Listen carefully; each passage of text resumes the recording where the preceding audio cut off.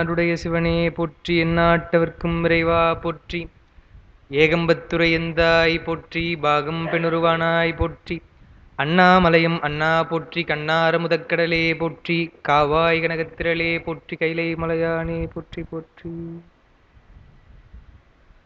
பரசமய கோளரியே பாலராவாயனை boom பழனம் சூழ்ந்த சிரபுரத்து திருஞான சம்பந்தப் பெருமானை தேயமெல்லாம் குறவையிடத் தமிழ் வேதம் விரித்தருளும் கவுனியர்தம் குலதீபத்தை விரவியமை ஆளுடைய வென்றிமழை இளங்கலிற்று விரும்பி வாழ்வான். தூக்கு சீர் திருத்தொண்டத் தொகை விரிவாக்கினால் சொல வல்லபிரான் எங்கள் பாக்கிய பயனா பதி குன்றைவாழ் சேக்கிழானடி சென்னி எழுத்துவான். சிற்றம்பலம். எல்லாம் வல்ல கட்சி ஏகம்பப் பெருமானுடைய திருவடிகளை என்னுடைய மனமொழிமைகளால் வணங்கிக் கொள்கின்றேன். 12 திருமுறைகளிலே 12ஆம் திருமுறையாக இருக்கக்கூடிய திருத்தொண்டர் புராணமாகிய பெரிய புராணத்தை ஆரம்பந்தோறும் தொடர்ந்து சிந்திப்பதற்கு ஒரு அரிய வாய்ப்பளித்த நம்முடைய சிவஞான அருள்நேரி அறக்கட்டளினுடைய நிறுவனர் ஞானமையா அவர்களே, இந்த ஞான வேள்வியிலே கலந்து கொண்டு சிறப்பிக்கக்கூடிய அடியார் பெருமக்களே, உங்கள் அனைவருக்கும் என்னுடைய பணிவு கலந்த வணக்கங்களை தெரிவித்துக் கொண்டு, தடுத்தாட்கொண்ட புராணத்திலே சுந்தரமூர்த்தி சுவாமிகள் ஆரூருக்கு சென்று அங்கே தங்கியிருக்கக்கூடிய நாட்களிலே பறவையார் அவருடைய அழகை பார்க்கிறார் சுந்தரர். அந்த காட்சியை பார்த்தோம். உடனே நம்ம அகப்பொருளுடைய செய்தியெல்லாம் சொன்னோம் சென்ற வகுப்புல. தலைவன் மட்டும் விரும்புவதில்லை, காதல் என்று சொன்னால் அந்த ஒத்த தலைவனும் தலைவியும் அவர்களுக்கு இடையிலே நடக்கக்கூடிய உள்ள நிகழ்ச்சி என்று சொல்லுவாங்க. அந்த உள்ள நிகழ்ச்சியை சொல்லும் பொழுது பெரிது ஒருவரிடத்திலே இன்னவாறு இருந்தது என்று சொல்ல முடியாது. அதுதான் உண்மையான காதல்னு சொல்றாங்க. இப்போ அந்த மரபுலாம் மீறி போயிடுச்சுன்னு பார்க்கிறோம். ஒரு பெரிய உணர்வு அது. தலைவி கூட தன்னுடைய வீட்டில் கூட சொல்ல மாட்டான், அம்மா எனக்கு இந்த பையனை பிடிச்சிருக்குது என்று சொல்லலாம் இல்லையா. செவிலித்தா இடத்துல கூட சொல்ல மாட்டா, தோழிகிட்ட மட்டும்தான் சொல்லுவா என்று ஒரு நிலையே அதுக்கு சொல்லுவாங்க. யார் யாருக்கு உணர்த்தும் என்று அறத்தொடு நிற்றல் என்று ஒரு பெயர் அதற்கு. இப்போ அப்படிலாம் இல்லாம இவன் அழகா இருக்கிறா, இவனை விரும்புறேன் என்றெல்லாம் சொல்வதெல்லாம் அது அப்படி வந்துருச்சு. நாகரிகம் கிடையாது. அவங்க பார்க்கறதே எப்படி சொல்றாரு பாருங்க. அந்த பாட்டு தான் நம்ம சென்ற வகுப்புல முடிச்சோம். அவர் நின்று பார்க்கிறார். ரொம்ப அருமையான பாட்டு. அதை நம்ம ரொம்ப நீண்ட ஒரு விளக்கம் கொடுத்தோம். கற்பகத்தின் பூங்கம்போ காமந்தன் பெருவாழ்வோ என்ற அந்த பாட்டு. பொற்புடைய புண்ணியத்தின் புண்ணியமோ புயல் சுமந்து விற்குவலை பவளமலர் மதிப்பூத்த விரைக்கொடியோ. அடுத்து சொல்றார் பாருங்க, அற்புதமோ சொல்லிட்டு சிவனருளோன்னு சொல்றார். அழகா இருக்கக்கூடிய ஒரு பெண்ணினுடைய அந்த உருவத்தை பார்த்து சிவனருளோ என்று சொல்லி அறியேன் என்று அதிசயித்தார். அற்புதம் அதிசயம் என்பதை நம்ம சொல்லியிருக்கிறோம். அற்புதம் என்று சொன்னால் என்னன்னே தெரியாத ஒரு மகிழ்ச்சி போல இருக்கக்கூடிய ஒரு உணர்வு. அதிசயம்னா சரி ஓரளவுக்கு இப்படிதான் என்பது போல நம்ம அனுபவிப்பது தான் அதிசயம்னு சொல்லிட்டு திருவாசகத்தோட சொன்னோம். அப்படிலாம் அவர் பார்க்குறார் இல்லையா. அடுத்த பாடல்களை அவர் சொல்றது தான், ஓவிய நான்முகன் எழுதா ஒண்ணாமை உள்ளத்தால் மேவேதன் வருத்த முறை வதித்ததொரு மணி விளக்கோ. நான்முகனுடைய அந்த செய்திகள்லாம் நம்ம சொன்னோம். உலகின் பயனாகி முன் நின்றது என நினைந்து நாவலர் காவலர் நின்றார் நடு நின்றார் படைமதனார். 2 பேரும் நிற்கிறாங்களாம். யார் என்றால் பறவையாரும் நம்முடைய சுந்தரமூர்த்தி சுவாமிகளும் ஆரூர் தலத்தில் அங்கே நிற்கும் பொழுது இருவருக்கும் நடுவில் படைமதனார் என்று சொன்னால் கரும்பு வில்லை ஏந்தி கொண்டு மலர்கனை வைத்திருக்கக்கூடிய மன்மதன். அவர் தானே விருப்பத்தை உண்டாக்கணும் இல்லையா. ஆனால் அவரா உண்டாக்குனார். பெருமானுடைய அருளால் அது உண்டாயிற்றுன்னு சேக்கிழார் சொல்றார். இருந்தாலும் அவருடைய ரோல் நான் தானே அதுக்கு இருக்கிறேன் என்பது போல அவர் நிற்கிறாராம், நடுவில் நிற்கிறாராம். நடு நின்றார் என்று சொன்னால் நயமாக. இப்பதான் அவர் பார்க்கிறார் இல்லையா, 2 பேருக்கும் நடுநிலைமையாக நடுவிலே நிற்கிறார் என்பது போல. அதுவும் எப்படி சொல்றார், மன்மதனை எவ்வளவோ பேருக்கு சொல்லியிருக்கலாம், படைமதனார் என்று சொல்றார். எப்போ அந்த அம்பை போடலாம், விருப்பத்தை உண்டாக்கலாம், காதலை உண்டாக்கலாம் என்பது போல நிற்கிறாராம் படைமதனார். அடுத்த பாட்டு தான் நம்ம சென்ற வகுப்புல முடிச்சோம், 142. தன் தரள மணித்தோடும் தகைத்தோடும் கடை பிறழும் கெண்டை நெடுங்கண் வியப்ப கிளர் ஒளிப்பூன் உறவோனை அண்டர்பிரான் திருவருளால் அயலறியா மனம் விரும்ப பண்டை விதி கடைகூட்ட பறவையாரும் கண்டார் என்று சொல்லும் பொழுது, பறவையாரும் என்றால் ஏன்னா சுந்தரர் பார்த்துட்டார், பறவையார் பார்க்கணும் இல்லையா? பார்க்கும் பொழுது பெண் என்று சொன்னால் அச்சம் மடம் நாணம் பயிர்ப்புன்னு இருக்கணும். அது இன்னைக்கு கொடுத்த நோட்ஸ்ல அதனுடைய விளக்கம்லாம் எழுதியிருப்போம். ஒரு பெண் பார்த்திட முடியாது, அவங்களுக்கு ஒரு அச்சம், லேசான ஒரு அச்சம் இருக்கும். அதனாலதான் அவருடைய பார்வையை மான் போன்ற மருட்சியான பார்வைன்னு சொல்லுவாங்க. அவங்க இப்படி பார்க்கறாங்களாம், லேசா அப்படி பார்க்கும் பொழுது அந்த கண் என்பது செவி வரையில போகுதுன்னு சொல்றதுக்கு தான் சொல்லுவாங்க. பொதுவாகவே பெண்களுடைய கண் நீண்ட கண்ணாக, வால் நெடுங்கண்ணம்மை அப்படின்லாம் உமையம்மைக்கு பெயரே இருக்கும். நெடுங்கண் என்றால் நீட்டமான கண்ணாக இருப்பது ஒரு அழகு. அது லட்சணங்களிலே ஒன்று சொல்லுவாங்க, கண் என்பது நீட்டமா இருக்கணும்னு சொல்லுவாங்க. அதான் சொல்றா, கெண்டை நெடுங்கண் வியப்ப ஆரூரரை பார்க்கிறாங்க. அது பார்க்கும் பொழுது ஒரு செய்தி சொல்றாருன்னு பார்க்கிறோம். இது மாதிரி அவங்க எல்லாரையும் பார்ப்பது கிடையாது. எப்பொழுதுமே பெருமானிடத்தில் போகும் பொழுது எந்த ஒரு மனசும் அவங்களுக்கு இப்படி தெரிந்தது கிடையாது. முதல் முறையாக ஆரூரரை தான் அவர் பார்க்கிறார், பறவையார் பார்க்கிறார். சுந்தரர் அதுபோல பெருமான் மேல விருப்பத்தோடு போறவர் தான். ஒரு நாள் அவர்கள் மேல அவர்களுக்கு விருப்பம் வருது என்றால் அது பெருமான் கூட்டுவித்தது என்பதனாலதான். பொதுவாக சொல்லுவாங்க இலக்கணத்துல பால்வரை தெய்வம்னு சொல்லுவாங்க, வினை ஊட்டக்கூடிய தெய்வம்னு சொல்லிட்டு. அந்த இயற்கை புணர்ச்சி என்பதே என்ன சொல்லுவாங்கன்னா தெய்வ புணர்ச்சின்னு சொல்லுவாங்க. முதல்ல தலைவனும் தலைவியும் சந்திப்பது அது இயற்கை புணர்ச்சின்னு சொல்லுவாங்க. அந்த இயற்கை புணர்ச்சி என்பதை யார் கூட்டுவிக்கிறார் என்று சொன்னால் தான் முயன்று போகல. ஏன்னா அப்படி ஒரு பெண் வருவா என்றோ அல்லது ஒரு தலைவன் வருவான் என்றோ அவங்களுக்கு தெரியாது. அவங்களா போறாங்க, இயல்பா கூட்டுவிக்கிறது என்று சொன்னால் அது தெய்வ புணர்ச்சி என்று சொல்லுவாங்க. தெய்வத்தினுடைய அருளால், தெய்வம்னு சொல்லலாம், இல்லை வினை கூட்டுவிக்கிறதுன்னு சொல்லலாம். ஆனால் சுந்தரருக்கு பெருமானே கூட்டுவிக்கிறார். அதுவும் எங்க ஆரூர்ல கூட்டுவிக்கிறார்னு பார்க்கிறோம். அதான் சொல்றாங்க, பண்டை விதி கடை கூட்ட. ஏன்னா முதலே அவர் சொல்லிடுறாரு இல்லையா, கைலாயத்திலிருந்து பிரியும் பொழுதே நீ போப்பா, போய் உலகத்துல இருந்துட்டு வா என்று சொல்லும் பொழுது திருத்தொண்ட தொகை தரணும். அது இல்லாமல் அவங்க 2 பேரோட அவர் திருமணம் செய்வதும் அவருடைய ஒரு முக்கியமான ஒரு நிகழ்ச்சி என்பதனாலே முதல்ல பறவையார் சுந்தரரை பறவையார் பார்க்கிறாங்க என்று வருது. அதுதான் பறவையாரும் கண்டார் என்று சொல்லிட்டு உங்களுக்கு சென்ற வகுப்புல குறிப்பு கொடுத்துருப்போம். இன்னைக்கான குறிப்பு பாருங்க, பக்கம் 79, 143வது பாடல். அப்படி பார்க்குறாங்களா, கண்கொள்ளா கவின் பொழிந்த திருமேனி கதிர் விரிப்ப விண்கொள்ளா பேரொழியான் எதிர்நோக்கு மெல்லியலுக்கு எண்கொள்ளா காதலின் முன்பு எய்தியதொரு வேட்கை மண்கொள்ளா நான் மடம் அச்சம் பயிர்ப்பை வலிந்து எழலும் என்று வருது. என்ன சொல்றாங்க, கண்கொள்ளா கவின் பொழிந்த திருமேனி. கவின் என்று சொன்னால் தமிழ்ல அழகு என்று பொருள். நம்ம கூட ஒரு காட்சியை பார்க்கும் பொழுது ரொம்ப அருமையா இருந்ததுன்னா, பா என்ன ஒரு கண்கொள்ளா காட்சிப்பா அப்படின்னு சொல்றோம் இல்லையா, அதை பார்ப்பதற்கு நம்ம கண்ணு போதாது. பெருமான் உற்சவத்திலே எழுந்தருளி வருகிறார், எல்லா பெருமானும் அழகா இருப்பார். கபாலீஸ்வரரை சொல்லும் பொழுது எல்லாரும் சொல்லுவாங்க, கபாலீஸ்வரனுடைய அந்த உற்சவ மூர்த்தம் சிரிப்பா இருக்க மாதிரியே, சிரிச்சுக்கிட்டே இருக்க மாதிரியே இருக்கும். அது சொல்லும் பொழுது என்ன அழகா வரார் பெருமான் என்று ஒருவருக்கு ஒரு கோலம் பிடிக்கும். பெருமான் அதிகார நந்தியில அது அழகா இருக்கிறார், பெருமான் சாதாரணமா இடவத்தில் வரும்பொழுது அழகா இருக்கிறார், தேரிலே அழகாக இருக்கிறார். அதெல்லாம் இல்லைங்க, 63 வரார் இல்லையா, அப்பதான் எங்களுக்கு ரொம்ப மனசு திருப்தியா இருக்கு. ஏகம்ப பெருமானை சொல்லும் பொழுது எங்களுக்கெல்லாம் அப்புறம் சித்தாந்தம் திருமுறையெல்லாம் தெரியுதா என்பதெல்லாம் இல்லை, பெருமானுடைய திருமண கோலம் பார்க்கணும் என்று ரொம்ப சின்ன வயசுல இருக்கும் பொழுதே அம்மாலாம் அழைச்சிட்டு போவாங்க. இரவெல்லாம் கண் விழிச்சு திருமணத்தை பார்க்க முடியாது. சுவாமி வருவார், தங்க இடவ வாகனத்திலே ஏகம்ப பெருமான் வருவார். அது ரொம்ப அழகாக இருக்கும்.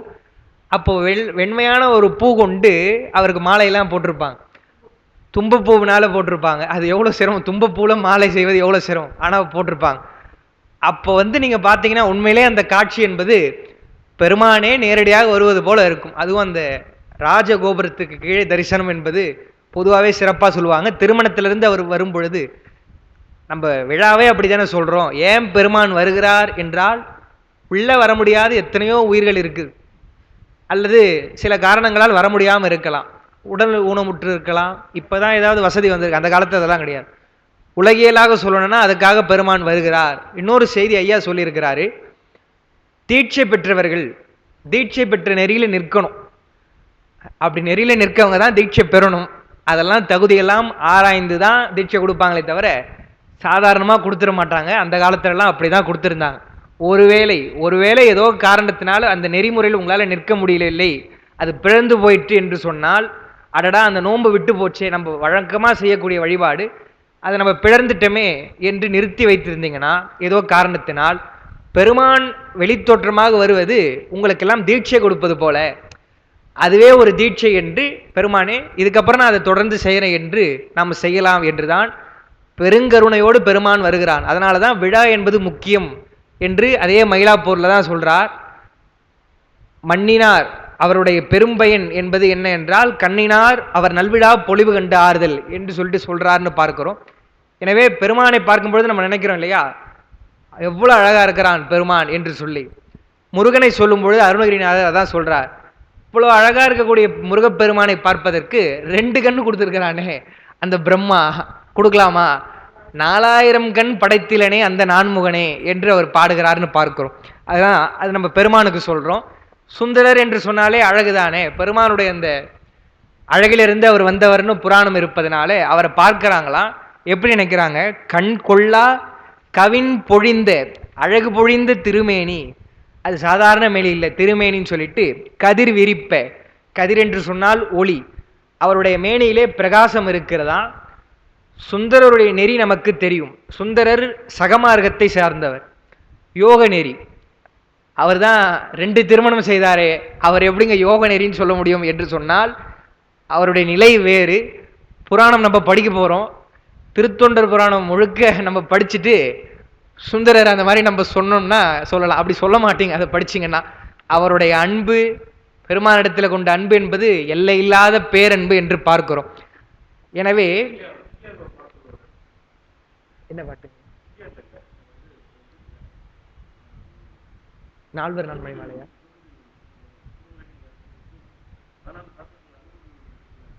திருவுந்தியா திருப்பி. ஓ,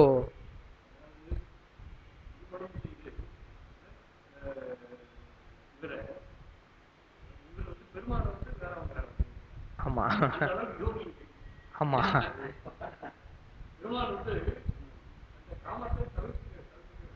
ஆமா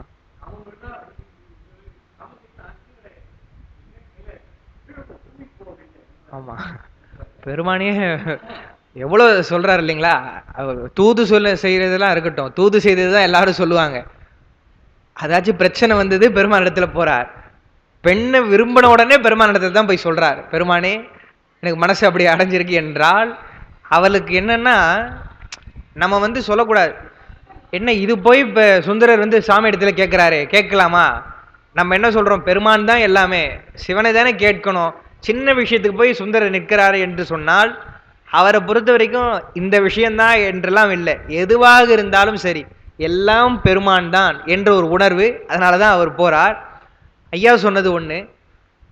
அதனாலதான் அதை என்ன சொல்லுவாங்க, சுந்தரருடைய தமிழுக்கு ஏற்று சொல்லுவாங்க. நம்ம சொல்லும் பொழுது சுந்தரர் யோகத்துக்கு சொல்றோம், தமிழ் விடு தூதுல சொல்லுவாங்க, ரொம்ப அருமையா இருக்கு அந்த வரி. என்ன சொல்லுவாங்க, 1000 பொன் ஈயும் ஐயரை முன் வீதியிலே போயிருந்து தூது செல்ல போக்கி நோயாய் இருந்தும் அப்படின்னு சொல்லுவாங்க. ரொம்ப அழகான வரி. என்னன்னா, தியாகேசர் யார் என்று சொன்னால் தியாகராஜ பெருமான், அவர் பெரிய கருணையாளர்னு சொல்லுவாங்க. தியாகமூர்த்தி தியாகேசர் தியாகராஜன். அவர் என்ன பண்றாரா, வரும்பொழுதெல்லாம் பக்தர்களுக்கு ஒரு அடிக்கு 1000 பொன் கொடுப்பாரா. அப்படியே வாரி வழங்கிட்டு வரக்கூடிய வள்ளல் அவர். அவர் தான் தியாகேசரா இருந்தாலும் எல்லாருக்கும் கொடுத்து கொடுத்து கொடுத்து கொடுக்கக்கூடியவர். அப்படிப்பட்டவரை 1000 பொன் ஈயும் ஐயரை பெருமானை முன் வீதியிலே போயிருந்து தூது செல்ல போக்கினாய். அப்படிப்பட்ட பெரியவரை தூது செல்றதுக்கு போய் அனுப்புவாங்களாங்க? முதலமைச்சரியா தூது செல்ல அனுப்புவாங்க? அரசு மூலயமா யாருன்னா ஒருத்தர் தானே போவாங்க. அவர் எவ்வளவு பெரிய ராஜா, சாதாரண மன்னர்களுக்கே அப்படி இல்லை. ஆனா அவரை தூது செல்ல போக்கினையா இருந்தும் என்றால், சுந்தருடைய தமிழ், சுந்தருடைய தமிழுக்காக பெருமான் ஆரூருக்காக ஆரூரனே போகிறார், தூது போறாருன்னு பார்க்கிறோம். சுந்தரரை பத்தி எவ்வளவோ செய்தி சொல்லுவாங்க, பின்னாடி கூட எழுதியிருக்கோம், அதை நம்ம அது வரும்பொழுது பார்ப்போம். எனவே அவர் யோகத்துல இருந்தா என்ன சொல்லுவாங்க, சுந்தரருடைய அளவுக்கு யோகம் இல்லை. ஐயா சொல்லியிருக்காங்க இல்லையா, பிராணாயாமம் பிரத்யாகாரம் எல்லாம் நம்ம படிச்சிருக்கிறோம். பிராணாயாமம் செய்தாலே நமக்கு ஒரு லேசான ஒளி தெரியும், நம்முடைய முகத்துல ஒரு தேஜஸ் வரும் அப்படின்னு சொல்லியிருக்கிறார். அதுவும் ஐயா சொல்லியிருக்காங்க இல்லையா, அவர் 1 வாரம் தான் முயற்சி பண்ண, நானு 1 வாரத்திலே அவர் பிராணாயாமம் செய்துட்டு வரும் பொழுது கீழே மகள் கேட்டா இது மாதிரி, என்னப்பா இவ்வளவு ஃப்ரெஷ்ஷா இருக்கீங்களே என்று கேட்கும் பொழுது, அந்த யோகத்தினுடையது நமக்கு தெரியும். நம்ம பெருசா யோகம் பண்ணல, தெரியும் சொல்லியிருக்காரு. அது உண்மைதான். யோகம் என்பது எப்படின்னு கேட்டீங்கன்னா, நீங்க முழுசா அதை சரியா செய்தால்தான் அதனுடைய பலனை தரும் இல்லை. ஓரளவுக்கு நீங்க செய்றீங்களா, அதுக்கான பலனை கொடுத்துரும். நீங்க தினமும் பிராணாயாமம் செய்யணும் இல்லை, ஒரு நாள் செய்றீங்கன்னா அதுக்கான பலன், லேசான பலன் உங்களுக்கு தெரியும். லேசா சோம்பல் ஒழிந்து இருக்கும், மனசு கொஞ்சம் அமைதியாக இருக்கும் என்று சொன்னால் யோகம் அப்படின்னு பார்க்கிறோம். இவங்கெல்லாம் யோகம்னா என்ன, ஒன்றும் பெருசா இல்லைங்க, மனசு ஒன்றி இருப்பது தானே. எப்பயுமே பெருமானே நினைத்துட்டு இருக்கிறாங்க இல்லையா இவங்களாம். அதனால அவங்களுக்கு அந்த தேஜஸ் என்பது இருக்கும், ஒளி என்பது இருக்கும். அதான் அந்த அம்மா சொல்றாங்க, கவின்பொழிந்த திருமேனி. இயற்கையாகவே அவர் ரொம்ப அழகா இருக்கிறார் பார்க்கறதுக்கு. பேரே சுந்தரர் அவருடைய பெயர். திருமேனி கதிர் விரிப்ப. கதிர் விரிப்ப என்றால் ஒளி, அவருடைய ஒளி பிரகாசமாக ஒளி வீச. விண்கொள்ளா பேரொளியான் எதிர்நோக்கு மெல்லியலுக்கு. அவங்க சொல்லும் பொழுது விண்கொள்ளா பேரொளின்னு சொல்றாங்க. எப்படி அவர் சொல்றாங்க பாருங்க, அவருடைய திருமேனியிலிருந்து வரக்கூடிய அந்த ஒளியை வானம் கூட கொள்ள முடியாதான். உரையாசிரியர்கள் எழுதுறாங்க, ஐயா வானம் என்பது சூரியனுடைய அந்த ஒளியே தாங்குது, சூரியனுடைய பிரகாசத்தையே தாங்குகிறது என்று சொன்னால், சுந்தரமூர்த்தி சுவாமிகளுடைய திருமேனியிலிருந்து வரக்கூடிய ஒளியை தாங்க முடியாது என்றால் எவ்வளவு பிரகாசமா இருக்கிறார் என்று சொல்லிட்டு சொல்றாங்க. இது வந்து அழகுதான், யோக குறிப்பாகவும் சும்மா நம்ம வச்சுக்கலாம். அது நயம்தானே தவிர அது பொருள் அல்ல. அவள் அழகா இருக்கிறார், ஒளி பொருந்திய திருமேனி உடையவரா இருக்கிறார். விண்கொள்ளா பேரொளியான் எதிர்நோக்கு மெல்லியலுக்கு. யார் என்றால் எதிர்நோக்கக்கூடிய பறவையாருக்கு. எண்கொள்ளா காதலின் முன்பு எய்தாததொரு வேட்கை. எண்கொள்ளா காதல் என்று சொன்னால் சொல்ல முடியாத காதல், பேரன்புன்னு பார்க்கிறோம். அன்பு என்பது நமக்கு வரும், பொதுவா எல்லார் இடத்துலையும் வரலாம், வந்தா நல்லது. அன்பு தான் நம்ம வந்து முக்கியம்னு சொல்றோம், உயிரிழத்தில் இறக்கப்படணும் அப்படின்னு சொல்லிட்டு சொல்றோம். ஆனா பேரன்பு என்பது எல்லார் இடத்துலையும் வராது இல்லையா. ரொம்ப நமக்கு நெருக்கமான ஒரு இடத்துல தான் பேரன்பு என்பது வரும். அதுவும் நிலையா இருக்குமான்னு சொன்னா, அவங்க ஏதாவது நமக்கு பிடிக்காத செய்தா மாறி போயிடுதுன்னு பார்க்கிறோம் அப்படி. ஆனா இவர்களுக்கு எண்கொள்ளா காதல் என்றால் பெரிய அன்பு அவர்களுக்கு வருகிறதாம். அடுத்து சொல்றாரு, அதான் முக்கியமான வரி, முன்பு எய்தாததொரு வேட்கை. இந்த மாதிரி அவங்களுக்கு பறவையார் தினமும் போறாங்க, போகும்பொழுதெல்லாம் ஏதோ ஒரு தலைவனை பார்க்கும்போது நல்லா இருக்கானே என்று நினைப்பது கிடையாது. அப்படின்னா அது தவறா போயிடும். அவர்களுக்கு மனசு திரும்பி வந்ததே கிடையாது. முதல் முறையாக அதான் சொல்றாங்க, என்னன்னே தெரியலையே, முன்பு எய்தாத ஒரு வேட்கை, முன்ன வராத ஒரு விருப்பம், தனி விருப்பமாக இருக்கிறதே என்று சொல்லி, மண்கொள்ளா நான் மடம் அச்சம் பயிர்ப்பை வலிந்து எழலும். அவர்களுக்கு உரிய, பெண்களுக்கே உரிய நான் மடம் அச்சம் என்ற அந்த உணர்வை எல்லாம் தாண்டி, அந்த உணர்வு இருந்திருந்துன்னு சொன்னா அவங்க இப்படி பார்த்துருக்க முடியாது இல்லையா. பெருமக்களே, எவ்வளோ நாகரிகமா நம்முடைய மொழி இருக்குது, நம்முடைய பண்பாடு இருக்குதுன்னு பாருங்க. அப்படி பார்த்ததுக்கே சொல்றார், நாணம் மடம் அச்சம் பயிர்ப்பெல்லாம் வலிந்து, அதையெல்லாம் வீழ்த்தி அதை தாண்டி அந்த வேட்கை எழுகிறதாம் சுந்தரர் மேல என்று சொல்றாங்க.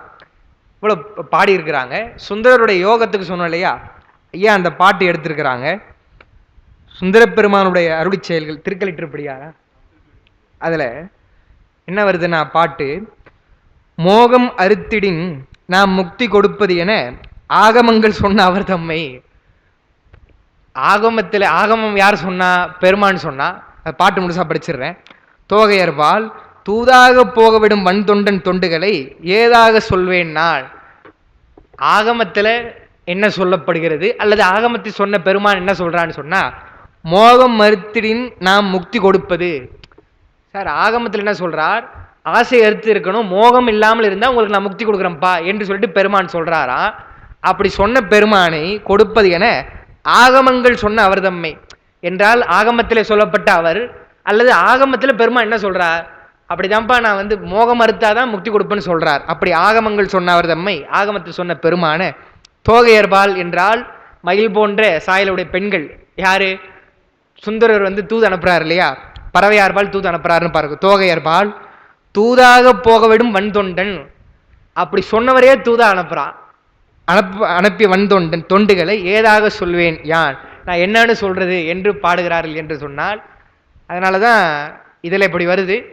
நால்வர் நான்மணி மாலையில் கூட அந்த செய்தி தான் சொல்றாருன்னு பார்க்கிறோம். துறந்த முனிவர் தோறும் பறவை துணைவா என்று சொல்றாரு இல்லையா? துறந்த முனிவர் என்று சொன்னால் சாதாரண முனிவர்கள், அவங்க யாரையுமே துறக்க மாட்டார். பொதுவாக துறந்த முனிவர்கள் என்று பொருள். யாரையுமே வணங்காத ஒரு முனிவர், உபமன்யு முனிவர் அவரை வணங்குகிறார். யாருங்க அது? அவரை போய் வணங்குகிறீங்களே அப்படின்னு கேட்டா, இப்போ நான் சொல்லியிருக்கேன், நான் சிவபெருமானை தவிர யாரும் வணங்க மாட்டாங்க அப்படின்னு சொல்லிட்டு நான் சொல்றேன். திடீர்னு இங்கே ஒருத்தர் நான் வணங்குறேன் என்று சொன்னால் நீங்களாம் கேட்பீங்க இல்லையா, என்னங்க இப்போதான் சிவபெருமானை தவிர யாரும் வணங்க மாட்டேனீங்க, இவரை வணங்குறீங்களே, இவருன்னு அவ்வளோ பெரிய ஆளா என்று கேட்டால், ஐயோ அவரை போய் அப்படி கேட்குறீங்களா? நம்பி ஆரூரன் நாம் தொழும் தன்மையான்னு சொல்றா. அவர் பெருமானுடைய சிந்தையிலே சிவனை தவிர வேறு யாரையும் நினைக்காதவர், அவரை நாம் தொழக்கூடிய தன்மையான்னு சொல்றார். அதே மாதிரிதான் திருக்கலிற்றுப்படியார்ல சொல்லுது. மோகம் அறுக்கணும்னு சொன்னவரையே போக சொல்றார் என்றால் என்ன, அவர்கள்லாம் அந்த மோகத்தை எல்லாம் கடந்தவர் சுந்தரமூர்த்தி சுவாமிகள். அதை விட பெருமானுடைய அன்பு தானே முன்னாடி நிற்குது. அவருடைய அன்பு சொல்ல அது சரி, அந்த இடம் வந்தா சொல்லலாம் என்று நான் இருந்தேன். சுந்தரருடைய அன்புக்கு எவ்வளவோ சொல்லலாம். பேராசிரியர் சொன்ன செய்தி தான் ரொம்ப அவங்க நெகிழ்ந்து போய் சொல்லுவாங்க. இப்போ நான் கூட சும்மா என்னுடைய இது சொல்லணும்னு சொல்லல, முகநூல் பக்கத்தில் போட்டிருந்தேன் நான். ஆரூரர் சேரமான் பெருமானாயனரோடு இருக்கும் பொழுது அரசபோகத்தில் இருந்தால் எப்படி இருப்பார்? ரொம்ப மகிழ்ச்சியாக இருப்பார், எல்லாம் இருப்பார். அப்படி இருக்கக்கூடியவர் என்ன பண்ணுறார்? ஒரு நாள் ஆரூர் பெருமானை நினைந்தார்னு சொல்ல சேக்கிழார் பெருமான் என்ன சொல்றாரு தெரியுங்களா?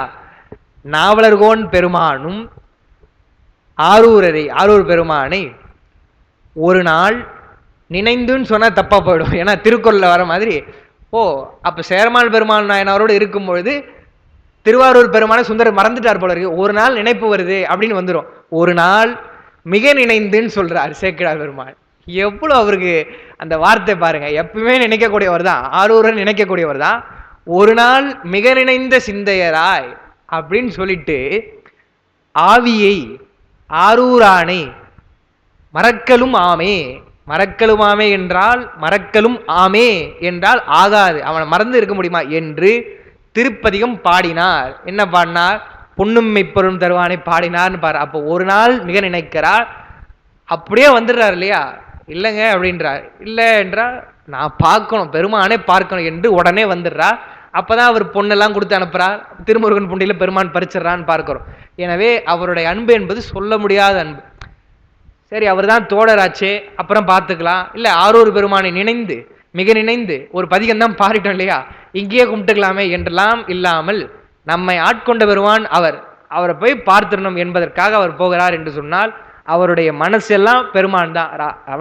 அரசபோகமா இருக்கட்டும், அல்லது அவங்க பறவையாரோட இருக்கிறதுனா இருக்கட்டும், எதுவாக இருந்தாலும் எனக்கு பெருமான் தான் என்றுதான் அவருடைய எண்ணம்னு பார்க்கிறோம். அப்படி யோகத்தில் இருந்தவர், அதனாலதான் அவரை சக மார்க்கத்தில் நம்ம சொல்றோம்னு பார்க்கிறோம். இவங்க பறவையார் பார்க்கும் பொழுது அந்த 4 உணர்வுகளையும் கடந்து அவருடைய மனம் அவர்கள் விருப்பம் கொள்கிறது என்று பார்க்கிறோம். பின்கொள்ளா பேரொளி என்பது வெண்ணும் இதை கொள்ள இடம் போதாது என்றும் சொல்லும் பேரொளி, அதை நம்ம சொன்னோம். எண்கொள்ளா என்றால் மனத்தில் அடக்க முடியாத காதல், அளவற்ற காதல். மண்கொள்ளா நான் மடம் அச்சம்னு வருது இல்லைங்களா, அதுக்கு என்ன சொல்றாங்க? உலகத்துள்ளார் இதுவரை காப்பாற்றி கொள்ளாத அளவிலே தான் காத்து வந்தது. ரொம்ப அவங்க சிறப்பாக சொல்றாங்க உரையாசிரியர்கள். ரொம்ப சிறந்த நிலையிலே அந்த ஒழுக்கத்தோடு இருந்தவர்கள் அந்த உணர்வுகளை மீறி அவர் விருப்பம் கொள்கிறார்கள் மனசளவில். என்றால் மனசளவில் நினைக்கிறதும் ஒரு நிகழ்ச்சி எவ்வளோ பெரிய விஷயமா அவங்க சொல்றாங்கன்னு பாருங்க. அவங்க ஒன்றும் பேசலை, போய் அழகா இருக்கான்னு சொல்லலை, பக்கத்தில் சும்மா மனசில் நினைக்கிறாங்க, அதுக்கு எவ்வளோ சொல்றாங்கன்னு பார்க்கிறோம். வேட்கை என்பது விருப்பம். காதலின் மேல் குறிக்க எண்கொள்ளா எண்ணத்தில் கொல்லப்படாத விருப்பம் என்றா என்னன்னா, பொதுவாக வேட்கைன்னு சொன்னா விருப்பம் தானே, அது எப்படி நீங்க காதலுக்கு ஏற்றி சொல்கிறீர்கள் என்று சொன்னால் அதனாலதான் எண்கொள்ளா வேட்கைன்னு சொன்னார். எண்கொள்ளா வேட்கை என்று சொன்னால் அளவிட முடியாத விருப்பம் என்பது காதல் உணர்வு என்று சொல்லிட்டு அந்த நாணம் மடம் அச்சம் பயிர்ப்பு என்பதை அது எழுதியிருக்கிறோம். நாணம் என்று சொன்னால் என்ன? பொதுவாக சொல்லுவாங்க பெண்களுடைய குணம் அச்சம் மடம் நாணம் பயிர்ப்பு அப்படின்னு சொல்லுவாங்களே தவிர அது என்னன்னு சொல்ல மாட்டாங்க. நாணம் என்று சொன்னால் ஒரு லேசான வெட்கப்படுதல் தான். அது எப்படின்னு சொல்றாங்க உரையாசிரியர்கள் எழுதும் பொழுது, ஈன்றோல் மாட்டும், ஈன்றோல் என்றால் யாரு? தாய். ஈன்றோல் மாட்டும் எதிர்முகம் நோக்காது அமையும் கூச்சம்.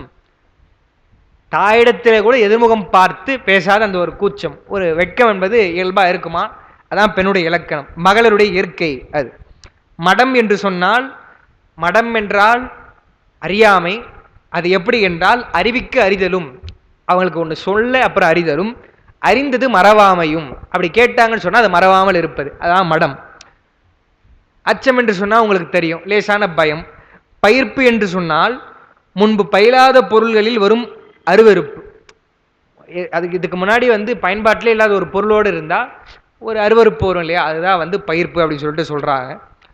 வலிந்து எழுதல், வலிந்து எழுதல் என்று சொன்னால் இந்த குணங்களை எல்லாம் கடந்து அந்த ஆசை என்பது மேலே எழுதல், இதை கீழ்ப்படுத்தி இந்த விருப்பம் மேலே எழுதுன்னு சொல்றாங்க. எப்படி அவர் தில்லையில பார்க்கும் பொழுது திருந்து சாத்விகமே ஆக, சாத்விக குணம் என்பது எப்படி மேலே வந்ததோ அதுபோல் இவங்களுக்கு அந்த 4 உணர்வுகளையும் உள்ள அடக்கி கீழ்ப்படுத்தி அவர் மேல், சுந்தரர் மேல் கொண்ட உணர்வு என்பது மேலே வருகிறது, விருப்பம் என்பது மேலே வருகிறது என்று பார்க்கிறோம். ஓ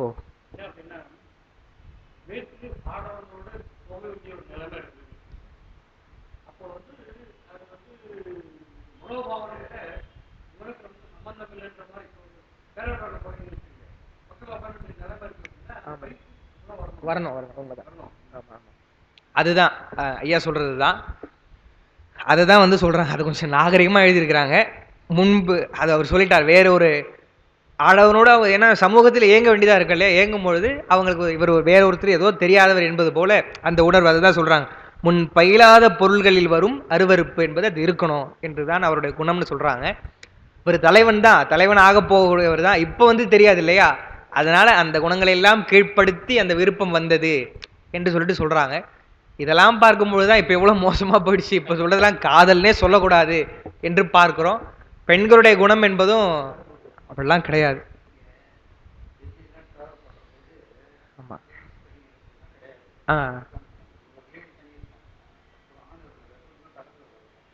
சரி சரிதான். அடுத்து அவங்களுடைய எப்படி சுந்தரர் சொல்லும்பொழுது சொல்றாங்க, எப்படி அவர் சொன்னார் இல்லையோ, அவங்கள பார்த்துட்டு கற்பகத்தின் பூங்கொம்போ காமன்தன் பெருவாழ்வோன்னு சொன்ன மாதிரி இவங்க என்ன நினைக்கிறாங்கன்னு சொல்லிட்டு சொல்றா பறவையார் 144வது பாட்டு. அதாவது நான் அதான் நினைச்சேன் எழுதும் பொழுது 144 வருது பாருங்க, தடை உத்தரவு போல. அதான் அவங்க பார்த்துட்டாங்க விருப்பம் என்ற அதோட அவர் தடை தான் மனசு, அப்படி தடை இல்லை, அவர் சும்மா ஒரு நயத்துக்கா. என்ன சொல்றாங்க என்றால், முன்னே எதிர் தோன்றும் முருகனோ, நமக்கு முன்னாடி தோன்றுகின்ற முருகனோ என்றால், முருகன் என்றாலே அழகன் அல்லவா, அப்படி அழகு பொருந்திய முருகப்பெருமானோ என்றால், அடுத்து சொல்றாங்க பெருகு ஒளியால், அவருடைய திருவேணியினுடைய அந்த தேஜஸ் ஒளி மூர்த்தத்தினால் என்ன சொல்றாங்க, முருகனோன்னு சொல்லிட்டு பெருகு ஒளியால் தன் நேரில் மாறனோ, தனக்கு ஒப்புமை இல்லாத அழகுடைய மாறனோ, மாறென்றால் மன்மதனோ சொல்லிட்டு தார் மார்பின் விஞ்சயனோ, தார்மாலையெல்லாம் அணிந்த விஞ்சயனா என்று சொல்லிட்டு மென்னேர் செஞ்சடை அண்ணல் மெய்யருள் பெற்று உடையவனோ அப்படின்னு சொல்லிட்டு என்னே என் மனம் தெரிந்த இவன் யாரோ என நினைந்தார். என்ன நினைக்கிறாங்களா, முருகனோ என்று நினைத்து, அது உரையாசிரியர் நல்லா எழுதுறாங்க. ஏன் அடுத்து முருகன் இல்லை அப்படின்ட்டு மாறனோ அப்படின்னு நினைக்கிறாங்க, மாறன் இல்லையோ என்று விஞ்சயனோ என்று நினைக்கிறாங்க, அவனோ இல்லையோன்னு சொல்லிட்டு அப்புறம் கடைசியா என்ன நினைக்கிறாங்க, மின்னேர் செஞ்சடையண்ணல் மெய்யொருள் பெற்றுடையவனோ. நம்முடைய மனசை திரிக்கிறான் என்று சொன்னால் சாதாரண ஆளா இருக்க முடியாது, பெருமானுடைய அருள் பெற்றவனாக தான் இருக்க வேண்டும் என்றுதான் அந்த அம்மா நினைக்கிறாங்களா, என்னே எனக்கு தெரியலையே என்று எண்ணுகிறார்கள் என்று பார்க்கிறோம். அந்த குறிப்பு பாருங்க, இக்தும் ஐயம் என்ற அகப்பொருளில் அமைந்த துறை. இக்தும் என்றால் சுந்தரர் முன்ன சொன்னார் இல்லையா, கற்பகத்தின் பூங்கொம்பு, அது ஐயம்னு சொன்னோம். நம்ம காட்சி ஐயம் துணிபு சொன்னோம் இல்லையா, அது மாதிரி இதுவும் ஐயம் தான். முன்னே என்றால் நல்ல சொல்றாங்க, முன்னே எதிர் தோன்றும், எதிர் தோன்றும்னு சொல்லும் பொழுது முன்னேனா எனக்கு முன்னேன்னு அர்த்தம் கிடையாது, ஏன்னா எதிர் தோன்றும்னு சொன்னா எதிரில் இருக்கிறாருப்பா என்று அர்த்தம். அப்ப முன்னே என்றால் என்னன்னா, முன்னே என்பது நான் காணும் முன்னே, இப்படி ஒரு பேரழகாக இருக்கக்கூடியவரை முதல்ல நாம தான் பார்த்திருக்கணும், நாமளே பார்க்கறதுக்கு முன்னாடி நமக்கு முன்னாடி நிற்கிறாரே என்பது போல, நான் காணும் முன்னே தானே வழியே என்று பொருள். முன்னே எதிர் தோன்றும் முருகனோ என்றால், முருகன் என்பது அழகுடைய திருமேனி ஆதலின், அதுதான் என்ன சொல்றாங்க கந்தபுராணத்துல முருகனை சொல்லும் பொழுது, 1000 கோடி காமரு அழகெல்லாம் திரண்டு ஒன்றாக மேயின. 1000 கோடி காமர் என்று சொன்னால் தன்னேரில் மாறன்னு சொல்றாரு பாருங்க. அடுத்து மன்மதன் அழகு, அந்த அழகுல 1000 கோடி காமர் எல்லாம் அவருடைய அழகெல்லாம் திரட்டி செய்தது முருகப்பெருமான என்றால் முருகன் பேரழகுடையவன் என்று பார்க்கும். அதுதான் எழுதியிருக்கும். முருகென்றாலே அழகு இளமைன்னு சொன்னோம். முருகனை சொல்லும் பொழுது திருமுருகாற்றுப்படைக்கு அதனுடைய முடிவில் சில தனிப்பாடல்கள்லாம் சொல்லியிருக்கிறாங்க. அதில் ரொம்ப அருமையாக இருக்கும் பாட்டெல்லாம். அதில் தான் வந்து நம்ம பாடக்கூடிய 5 முகம் தோன்றில் 6 முகம் அந்த பாட்டெலாம் அதில் தான் வந்து வரும். அந்த ஒரு பாட்டில் என்ன வருதுன்னு சொன்னால், முழு பாட்டு நான் எழுதலை, என்றும் இளையோய் அழகியாய் ஏறுந்தான் ஏரே அப்படின்னு சொல்கிறாங்க. முருகனை சொல்லும் பொழுது இளமை என்பது எல்லாருக்கும் தான் இருக்குது, இப்போ நமக்கும் தான் இருக்குது. இப்போ வயதானவர்களுக்கும் ஒரு காலத்தில் இருந்திருக்கும், இளமை என்பது இருந்திருக்கும். ஆனால் இது இருக்குதா என்று சொன்னால் இருக்குது, அப்போதைக்கு இருக்குதே தவிர நிலையா இல்லை இல்லையா. ஆனால் முருகப்பெருமான் என்றால் என்றும் இளையோய், எப்பொழுதும் இளமையா இருக்கிறான் என்றால் நிலையான அழகுடையவன் என்று பார்க்கிறோம். அப்புறம் இப்போ சொன்ன பாட்டுக்கு வகுப்பு தொடக்கத்தில் சொன்னோம் இல்லையா, சேலார் வயல் பொழில் செங்கோடனை சென்று கண்டு தொழ 4000 கண் படைத்திறனே அந்த நான்முகனே. அது கொஞ்சம் இதாக இருக்குன்னு நினைக்கிறேன், கண்டு தொழ ழகரம் வரும் அந்த இடத்துல. அதனால முருகனோ அப்படின்னு சொல்லிட்டு அடுத்து என்ன சொல்றாங்க, தன்னேரில் மாறனோ என்றால் இவ்வழகு மாறனது அழகின் மேம்பட்டு உருவுடன் கூடி விளங்குதலின் தன்னேரில் மாறன் என்றார். நான் சொல்லும்பொழுது என்ன சொன்னேன், அழகுடைய மாறனோ என்று சொன்னேன். என்ன எழுதுறாங்க உரையாசிரியர்கள், தன்னேரில் மாறனோ என்று சொன்னால் மாறனுடைய அழகை காட்டிலும் ரொம்ப சிறந்திருக்கிறான். மன்மதன்லாம் இவ்வளோலாம் சொல்ல முடியாது, ஓரளவுக்கு அழகன் தான், ஆனால் மன்மதனை காட்டிலும் சுந்தரர் ரொம்ப அழகா இருக்கிறார் இல்லையா. அதனாலதான் தன்னேரில் என்றால் ஒப்புமை சொல்ல முடியாத அளவுக்கு. இப்போ இவரை பார்த்தா சொல்லலாம், இவரை பார்த்தா சொல்லலாம், இப்போ மன்மதன் மாதிரி இருக்கிறாரு சொல்லலாம். ஆனால் சுந்தரரை பார்த்து மன்மதன் மாதிரி அழகுன்னு சொல்ல முடியாது, அதை விட மேல். அதனால தான் தன்னேரில் மாறணும் அப்படின்னு சொல்லிட்டு என்ன சொல்றாங்க. அடுத்து விஞ்சயனோன்னு வருது இல்லைங்களா, அந்த விஞ்சயன் என்பது வித்தை, வித்யாதரனுமா, வித்யாதரன் சொல்லிட்டு இருக்கு அவரோ என்று அழகு பொருந்திய மாலை அணிந்தவர்கள் சொல்லிட்டு அடுத்து நான் சொல்றா. அப்புறம் பெருமானுடைய அருள் பெற்றவரான்னு சொல்ல போறார். உருத்திரக்கணிகையராய் அடியவர்க்கு ஆளாம் தன்மை, அது ஆளாம்னு வரணும், திருத்திங்க குறிப்புல, ஆளாம் தன்மையராயினும் இதுவரை எந்த அடியார்பாலும் எய்தாத வேட்கை விளைத்தமையின் இவன் மிஞ்சயனோ என்றார். அதாவது உருத்திரக்கணிகையர் என்பதற்கு நம்ம பல விளக்கங்கள் பார்த்தோம். ஆனா ஒரு முக்கியமான விளக்கம் என்னன்னு சொன்னா, ஒருவரை திருமணம் செய்து கொள்ளலாம், அவர் பெருமானுடைய அடியாராக இருக்க வேண்டும் என்பதை நம்ம பார்த்தோம். அப்படி அவங்க திருமணம் செய்துக்கணும் அப்படின்னு இருந்தாலும் யாரிடத்திலையும் திருமணம் செய்துக்கணும் அந்த எண்ணம் வரல அவங்களுக்கு. ஆனா இவரிடத்துல வருது என்று சொன்னால் அவர் பெரிய வித்யாதரனோ என்றால் இப்படி ஒரு எண்ணத்தை உருவாக்கிய பெரியவரோ என்று எண்ணுகிறார்கள். எண்ணிட்டு அப்புறம் என்ன நினைக்கிறாங்க, மெய்யருள் பெற்றுடையவனோ, அருள் பெற்றார்க்கு அன்றி என் பெண்மையை வலிந்தழ இயலாத ஆதலின் என்னை உடையவனோ என்றார்.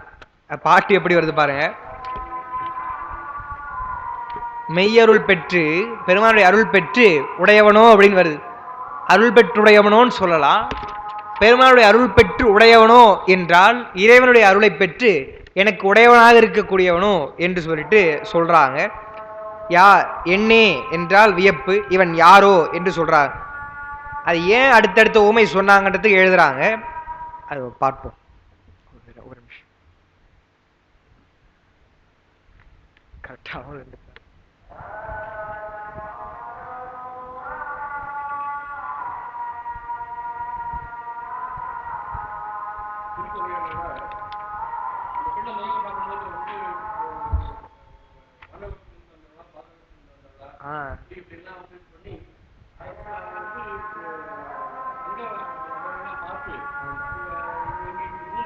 பூமி இதே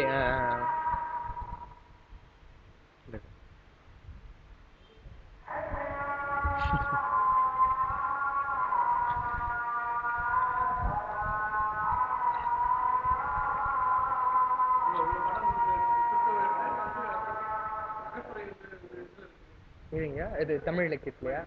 எங்களுக்கு நம்பியாக பொருள் இலக்கணம் தான் இருக்கு, இலக்கணம் இருக்கு, சங்க இலக்கியத்துல அகப்பாடல்கள்லாம் இருக்கு. அது மொத்தமா தொகுத்து நற்றிணை, அப்புறம் ஐங்குறுநூறு, அகநானூறு இதெல்லாம் தொகுத்து அகப்பாடல்கள் இருக்கு. ஒரு செம்முக்கு அகம் ஒரு புறம், அது மாதிரி இதெல்லாம் கொடுக்க மாட்டாங்க. திருக்கோவையா கொடுத்தா யார் எடுக்கிறது, இதையே எடுக்க மாட்டேன்றாங்க. சரியா நற்றிணையெல்லாம் என்னோ எடுத்தாங்க, தேர்வுக்காக இருந்தாலும் சும்மா கழக வெளியீடுலாம் எடுத்து பார்த்தா அந்த உரையெல்லாம் அவ்வளோ அருமையான உரையா இருக்கு. அது சொல்ல மாட்டேன்றாங்க. அதோடைய ரசமே தெரியாம போயிடும் மாணவர்களுக்கு. இன்னொன்னு, நம்ம அதை சொன்னாதான் அவங்களுக்கு இப்படி தெரியும், இப்படி ஒரு செம்மையான மொழி இருக்குது, இவ்வளோ ஒரு வரியில இவ்வளோ இருக்குதான்னு தெரிஞ்சாதான் அவனுக்கு ஒரு இன்ட்ரெஸ்ட் வரும். நம்ம மொட்டையா சொல்லி விட இவ்வளவுதானா அப்படின்ட்டு அவன் போயிடுவான் இல்லையா? அப்ப அதுல இன்ட்ரெஸ்ட் இல்லாம போயிடும். சும்மா ஒண்ணு ஞாபகம் வருது. எல்லா பாட்டும் ரொம்ப ஆழமா படிக்க முடியாது, செமஸ்டருக்காக படிக்கும் பொழுது ஒண்ணு மட்டும் சொல்றேன் நான். அகப்பாடல்கள் குறித்து பேசிட்டு இருந்தோம். இவங்க ஏதோ அவங்களுடைய வழிபாடும் நமக்கு கொஞ்சம் தமிழுடைய அகப்பாடல்கள் ரொம்ப அருமையா இருக்கும். சங்க இலக்கியமா இருந்தாலும் சரி. ஐயா திருக்கோவையார் சொன்னாங்க, திருக்கோவையார்லாம் பாடத்திட்டமா வச்சா கஷ்டம், ஆசிரியர்கள் எடுத்தாலும் மாணவர்களுக்கெல்லாம் வாங்குறதுக்கு ரொம்ப கஷ்டம். சங்க இலக்கியமே அப்படிதான் இருக்குதுன்னு பார்க்கிறோம். ஆழமான உரை என்னன்னா, பழைய உரைன்றது அதுதாங்க. எப்பயுமே ஏன் பரிமேலழகர் உரை சொல்றாங்கன்னு சொன்னா, நுட்பமா இருக்கும், பல செய்திகளை சொல்லுவாங்க. பொதுவா ஒரு அகப்பாடலோட இதுல இருக்கிறதும் சாதாரண ஒரு தெளிவுரையா இருக்கிறதுக்கும் பழைய உரைக்கும் வித்தியாசம் இருக்கு. ஒரு பாட்டு சும்மா சொல்றேன் நான் அதுக்காக. புணரின் புணராது பொருளே அப்படின்னு ஒரு பாட்டு தொடங்கும். என்னன்னா, தலைவன் தலைவியை பிரிஞ்சு போயிட்டு பொருள் தேடணும். ஏன்னா இல்லறத்துக்கு பொருள் முக்கியம் இல்லைங்களா? அப்படி தேடும் பொழுது என்ன அவன் மனசுக்கு சொல்லுவான் என்று சொன்னால், தன்னுடைய தலைவனுடைய கூற்று தான் அது. தன்னுடைய மனசுக்கு சொல்லுவது, மனமே உனக்கு பொருள் முக்கியம்ட்டு இப்படி போலான்ட்டு நினைக்கிற, பொருளுக்காக போனா புணராது பொருளே. தலைவியை சேர்ந்து இருந்துன்னு சொன்னீங்கன்னா பொருள் கிடைக்காது உனக்கு. அதுவே பொருள் தேடி போனேன்னு சொன்னீங்கன்னா தலைவியோடு சேர முடியாது. பொருள் தேடி போனால் புணராது புணர்ப்பே அப்படின்ட்டு வரும். ஒரு பாட்டு, பெரிய பாட்டு அது வரும். அது ஒரு விஷயத்துக்கு என்ன எழுதுறாங்கன்னு சொன்னா, சொல்லலாம் இல்லையா, எங்க இல்லறத்துக்கு பொருளும் முக்கியம், தலைவி கொஞ்ச நாள் இருக்கட்டுமே, போயிட்டு பொருள் தேடிட்டு வந்துட்டோம் என்று சொல்லலாம். ஏன் அப்படி சொல்றாங்க அப்படின்னு சொல்லும் பொழுது சொல்றாங்க, தலைவியோடு இருந்தால் பொருள் தேட முடியாது என்பது ஒரு சரி. இங்க இருந்தா வீட்லயே இருந்தா காசு வருமாப்பான்னு கேட்கறோம்ல, நம்ம கூட கேட்கறோம் இல்லையா, அது சரி. பொருள் தேட போனா தலைவியை சேரவே முடியாது என்று சொன்னால் தேடிட்டு வந்தா சேரலாம் என்றா என்ன எழுதுறாங்க உரையாசிரியர்கள்? தலைவியோடு இருந்தால் பொருள் வராது என்பது வெளிப்படை. பொருள் தேட போனால் தலைவியோடு இருக்க முடியாது என்பது, அவரோடு ஒன்றாக மகிழ முடியாது என்பது, தலைவன் பிரிந்த உடனே அவரோட உயிர் போயிடும் பிரிவு ஆற்றாமையில. எனவே எப்பொழுதுமே அவர்கள் சேர முடியாது. எனவே புணராது புணர்ப்பே என்று பாடுகிறார்கள் எழுதுறாங்க. அந்த உரை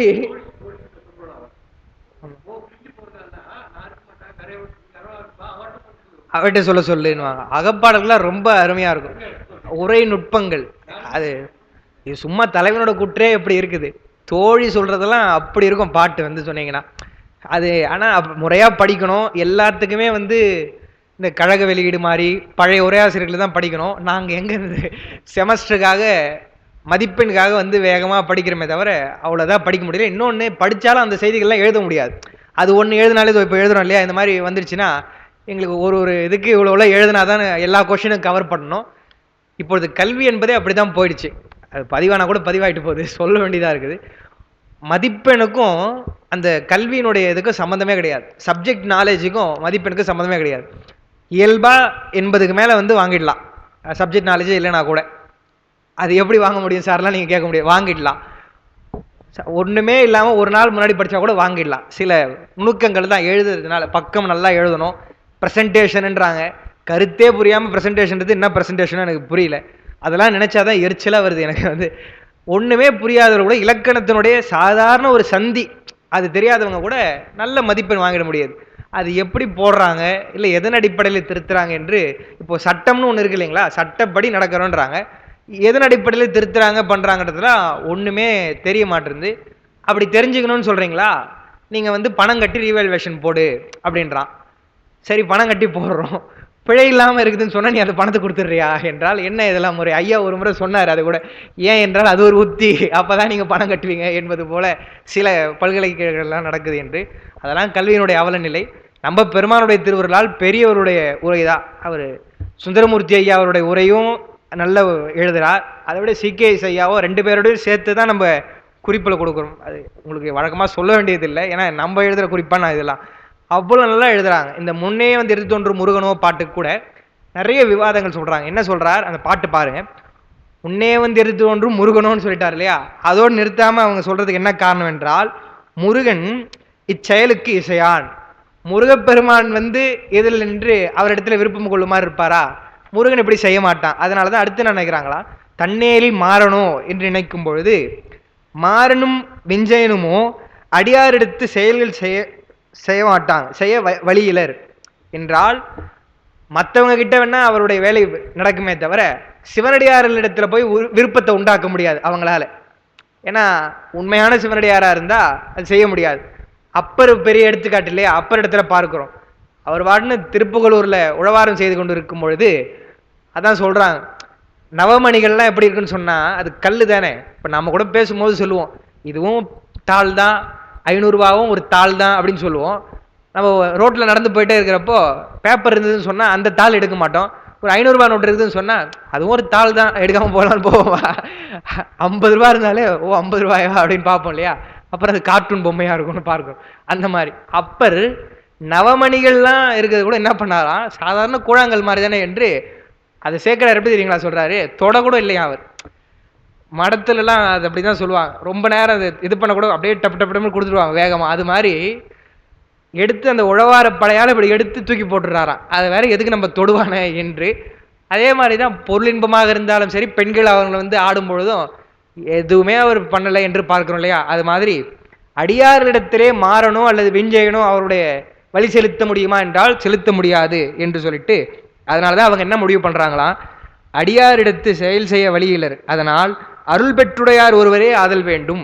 பெருமானுடைய அருள் பெற்றவராக தான் இவர் இருக்கணும். ஏன்னா சுந்தரரை பத்தி அந்த மாதிரி தெரியாது, அவர் ஆட்கொள்ள பெற்றது எல்லாம் வெண்ணெய் நல்லூர் அப்படிதானே. எனவே யோசிக்கிறாங்க, பெருமானுடைய அருள் பெற்றவர் என்று மட்டும் தெரிஞ்சுட்டு, ஆனா அவருடைய பெயர் தெரியல, ஊர்லாம் எதுவுமே தெரியல என்று இவன் யாரோ என்று வியக்கிறார் என்று பார்க்கிறோம். ஆமா, அதுதான் எழுதிருக்கும். ஆயின் அருள் பெற்றவர்னு தெரிஞ்சிருச்சு. ஆயின் இவர் இன்னார் என்று துணிவு பெறாமையின் என்னன்னா யாருன்னு தெரியாதுன்னா என்ன சொல்றாங்க, இவன் யாரோ என்று சொல்றாங்க. இந்த பாட்டுக்கு ஒரு ஒப்புமை சொல்லுவாங்க, கற்பகத்தின் பூங்கொம்போக்கும் இதுக்கும் சொல்லும் பொழுது அவர் என்ன சொல்றார், கற்பகத்தின் பூங்கொம்புன்னு சொல்றாரு இல்லையா, அது கற்பகத்தின் பூங்கொம்பு போன்ற தெய்வ யானை. இங்க சொல்லும் பொழுது தெய்வ யானை திருமணம் செய்யக்கூடிய முருகனை சொல்றா, முன்னே எடுத்து தோன்றும் முருகனோன்னு சொல்றா. அங்க சொல்லும் பொழுது அவர் என்ன சொல்றார், காமன் தன் பெருவாழ்வுன்றார். காமன் தன் பெருவாழ்வுனா நம்ம வேற ஒரு விளக்கம் சொன்னோம் சென்ற வகுப்புல. காமனுக்கு வாழ்வாக இருப்பது யார் என்றால் ரதி இல்லையா?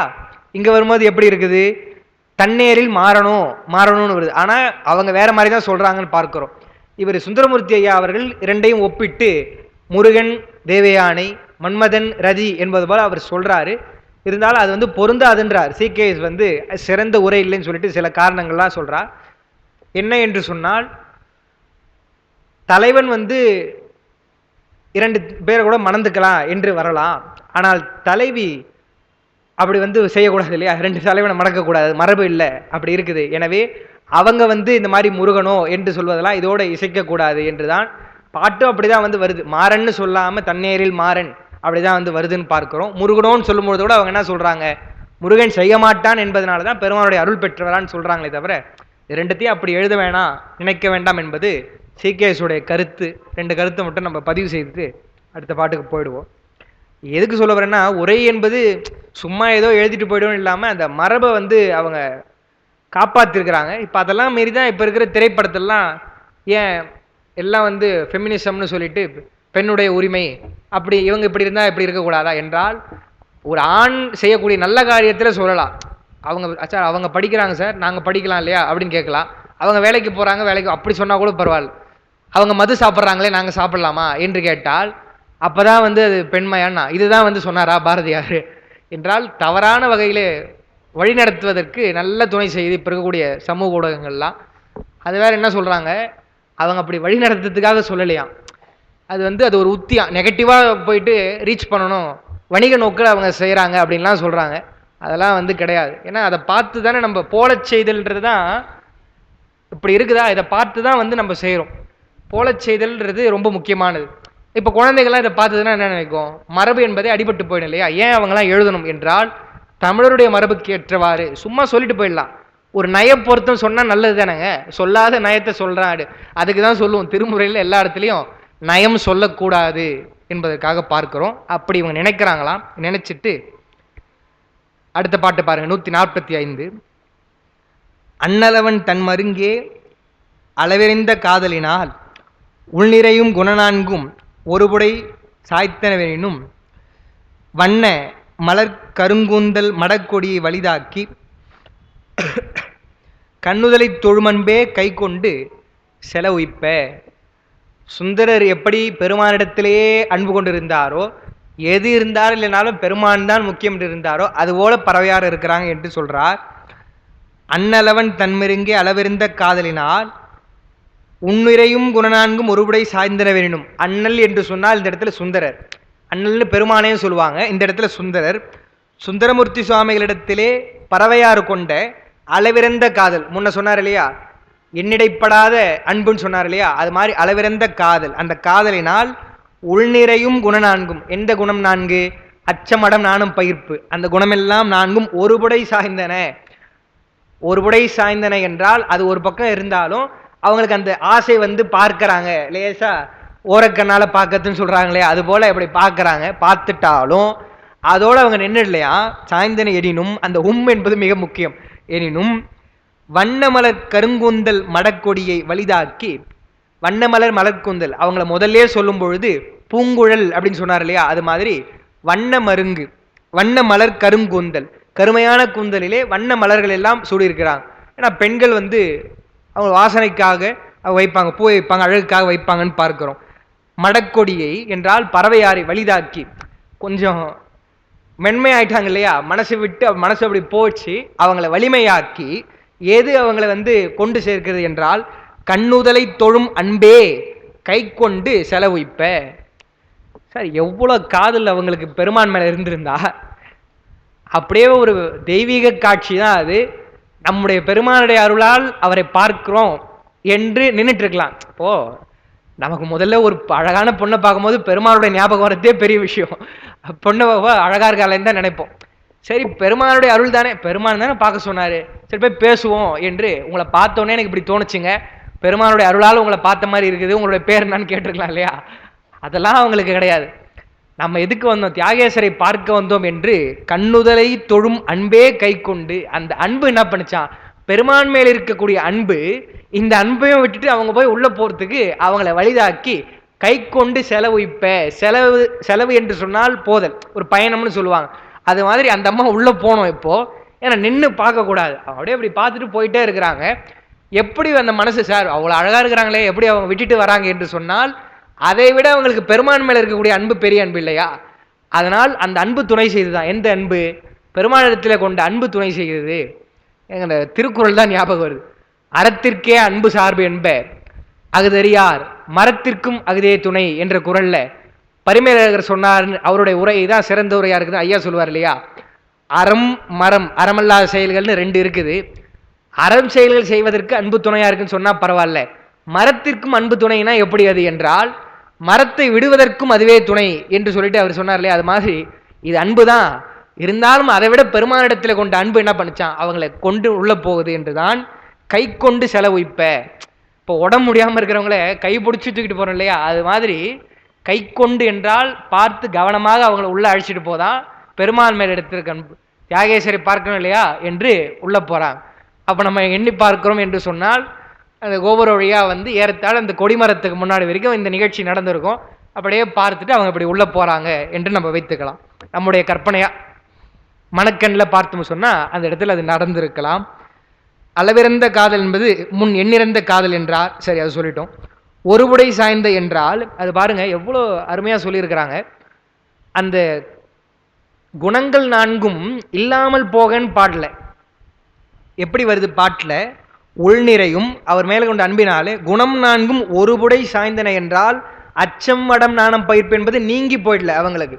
ஒரு பக்கம் சாய்கிறது. எப்படி ஆற்றிலே வெள்ளம் போகும்பொழுது அங்கே இருக்கக்கூடிய நாணல் புல் எல்லாம் போயிடாது, இருக்கும், ஒரு பக்கமாக சாய்ந்து இருக்குமே தவிர அங்கிருந்து முற்றிலும் நீங்கி விடாது என்பது போல் அந்த குணங்கள் எல்லாம் அவங்களுக்கு இருக்குது, ஒருபுடை சாய்ந்து இருக்கிறதே தவிர அழியவில்லை என்று எழுதுறாங்க. அப்போ மாறி போச்சுன்னு சொன்னால் பெண்முடைய குணமே உங்களுக்கு போயிடும் இல்லையா. அதனால அதான் எழுதியிருக்கிறோம். ஆற்றில் வெள்ளம் வந்த போது நாணல் ஒருபுறம் சாய்ந்தன போன்று காதல் வெள்ளத்திற்கு இடம் தந்தது, அந்த அன்பிற்கு இடம் தந்ததை தவிர அது போயிடல என்று பார்க்கிறோம். அகன்றன எண்ணாது சொல்லியிருக்கலாம் இல்லையா, குணம் நான்கும் ஒருவுடை அகன்றன சொல்லியிருக்கலாம். அகன்றன எண்ணாது ஒருவுடை சாய்ந்தன என்றார் என்றால் அவ்வளவு மரபோடு அது சொல்லியிருக்காரா, அவங்களுடைய நிலை, அவங்களுடைய உயர்வு இதிலிருந்து தெரியுது என்று பார்க்கிறோம்.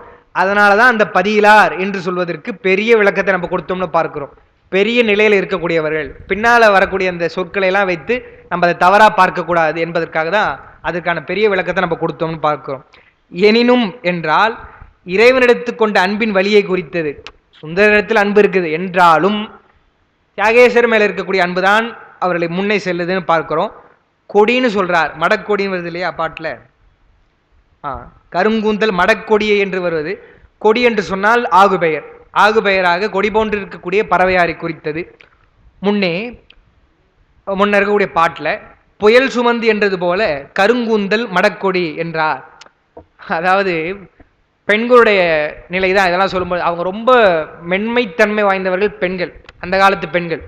அவங்களுக்கு அந்த கூந்தல் கூட பாரமாக இருக்குதான். அதனால தான் என்ன சொன்னார், புயல் சுமந்துன்னு சொன்னார் பாருங்க. புயல் என்றால் அந்த கருமையாக இருக்கக்கூடிய கூந்தலை இயல்பா இல்லையா, அது சுமப்பது போல அவங்களுக்கு இருக்குதான் அவ்வளோ முடி, அல்லது அந்த முடி என்பது அவருக்கு சுமையாக இருக்கிறது என்றால் அவ்வளோ மென்மைத்தன்மை வாய்ந்தவராக இருக்கிறார்கள் என்று அதுபோல் இங்கே சொல்கிறார். கூந்தல் மடக்கொடி என்றார். ஏன்னா கொடி என்பது எவ்வளோ மெலிசா இருக்கும்னு தெரியும், அதில் கருங்கூந்தல் இருந்தால் எப்படி இருக்கும் என்றால் அதுவே எதையோ ஒன்று தவழ்ந்து வரக்கூடியது தான் அந்த கொடி. அதற்கு கருங்கூந்தல் என்பது அவ்வளோ மென்மைத்தன்மை வாய்ந்தவர்கள் என்று கை கொண்டு, பெருமான் மேலே இருக்கக்கூடிய அந்த அன்பு அவர்கள் கை கொண்டு போயிற்று என்று சொன்னால், வழி இழந்தாரை கையை பிடித்து செலுத்துமாறு போல சிவன் அன்பு இவரை செலுத்தியது என்க. பெருமான் மேல் கொண்ட அன்புதான் அவருக்கு முக்கியமாக அது துணை செய்கிறது என்று பார்க்கிறோம். நமக்கும் ஏதாவது ஒரு நிலை அல்லது ஒரு பெரிய விருப்பம் வருதுன்னு வச்சுங்களேன், அதாவது என்ன சொல்லுவாங்கன்னா, சீவன் முக்த நிலையில இருப்பவர்களுக்கு கூட அந்த பெருங்காய டப்பாவில் பெருங்காயம் போனாலும் வாசனை இருப்பது போல அவருக்கு அந்த முன்ன பழக்கத்தின் காரணமாக ஏதாவது விருப்பு வெறுப்பு ஏதாவது வந்ததுன்னா அப்போ என்ன பண்ணுறது என்ற பொழுது அப்போ தான் அவங்க சொல்லுவாங்க, அடியார் கூட்டத்தோடு இணங்கி இருக்கணும், திருக்கோயிலுக்கெல்லாம் போகணும். அவங்களுக்கே விளக்கு கிடையாது திருக்கோயிலுக்கெல்லாம், அவங்க போகணும்னு சொல்கிறாங்க. அஞ்செழுத்து ஓதிக்கொண்டிருக்கணும் என்றால் நமக்கு ஏதோ ஒரு மனசு தெரிகிறது என்று சொன்னால் அப்பொழுது பெருமான் மேல் இருக்கக்கூடிய அந்த அன்பை, பெருமானை நினைத்தால் பெருமான் நமக்கு செய்திருக்கக்கூடிய அந்த செய்த எவ்வளவோ சொல்லலாம், அதெல்லாம் நம்ம நினைத்தோம் என்று சொன்னால் அவன் மேல அந்த அன்பு போயிடுமே தவிர நமக்கு மற்றபடி மனசு எதுவும் தெரியாது என்று பார்க்கிறோம். 9வது சூத்திரத்தினுடைய பொருளை சொல்றாங்க. இப்போ நமக்கே கூட கோவிலுக்கு போகலான்ற எண்ணம் இருந்து போக வேணாமா அந்த மாதிரி சந்தேகம் வருதுன்னா, பெருமான் நமக்கு எவ்வளோ செய்திருக்கிறான், அவனுடைய கோயிலுக்கு போய் போகலாமான்னு நீ நினைக்கிறிய மனசே, போகணும் இல்லையா என்று நம்மளே நமக்குள்ளே பேசிக்கணும்னு சொன்னால், சரிப்பா போயிடுப்பா தான்ப்பா ரைட்டு என்று மனசும் நம்ம சொல்கிறது தானே கேட்கும். நம்ம சொல்கிறது கேட்காது, அது கொஞ்சம் கொஞ்சமாக பழக்கப்படுத்தினா நெறிப்படும் என்று பார்க்கிறோம். அதுக்கு பெருமானுடைய அருள் தான் வேண்டும்னு பார்க்கிறோம். 146வது பாங்கோடி சிலை வளைத்து படையணங்கன் விடுபானும் தாங்கோலி எம்மருங்கும் தடை செய்ய மடவரலும் தேங்கோதை மலர்குழல் மேல் சிறைவண்டு கலந்தார்ப்ப பூங்கோயில் அமர்ந்த பிரான் பொற்கோயில் போய் புகுந்தான். நம்ம முன்ன சொன்ன மாதிரி மன்மதன் நிற்கிறாரே தவிர அவரால் ஏற்பட்ட விருப்பமா இது? மன்மதன் அன்பு போட்டு தான் அவங்களுக்கு காதல் வந்ததா என்றால் பெருமானுடைய அருளால் வந்தது. அதனால தான் நம்ம முன்ன பார்த்தோம் இல்லையா, நடு நின்றார் படைமதனார்னு பார்த்தோம். 2 பேருக்கு நடுவில் நிற்கிறவர் என்ன பண்ணுறாராம், என்னங்க இது பார்த்துட்டே இருப்பார் நினச்சி அந்தம்மா பாட்டுன்னு கோயிலுக்குள்ளே போதே, நம்ம நினைச்சது நடக்காது போல இருக்கே என்பது போல என்ன பண்ணா, பாங்கு ஓடி சிலை வளைத்து படையணங்கன் விடுவானோ என்றால் விறுவிறுன்னு போறாரா. ஒன்றும் புரியலையா மன்மதனுக்கு. பாங்கு என்றால் ஒரு பக்கம், நடுவில் நின்றவர் பறவையார் பக்கமா போறார். ஓடி என்ன பண்றாரா, சிலை வளைத்து கரும்பு வில்ல வளைச்சு படை அணங்கன் விடுபானம், அவர் ரெடியா இருக்கிறார் இல்லையா, படையோடு வந்திருக்கார், அம்பெல்லாம் வச்சிருக்கார்.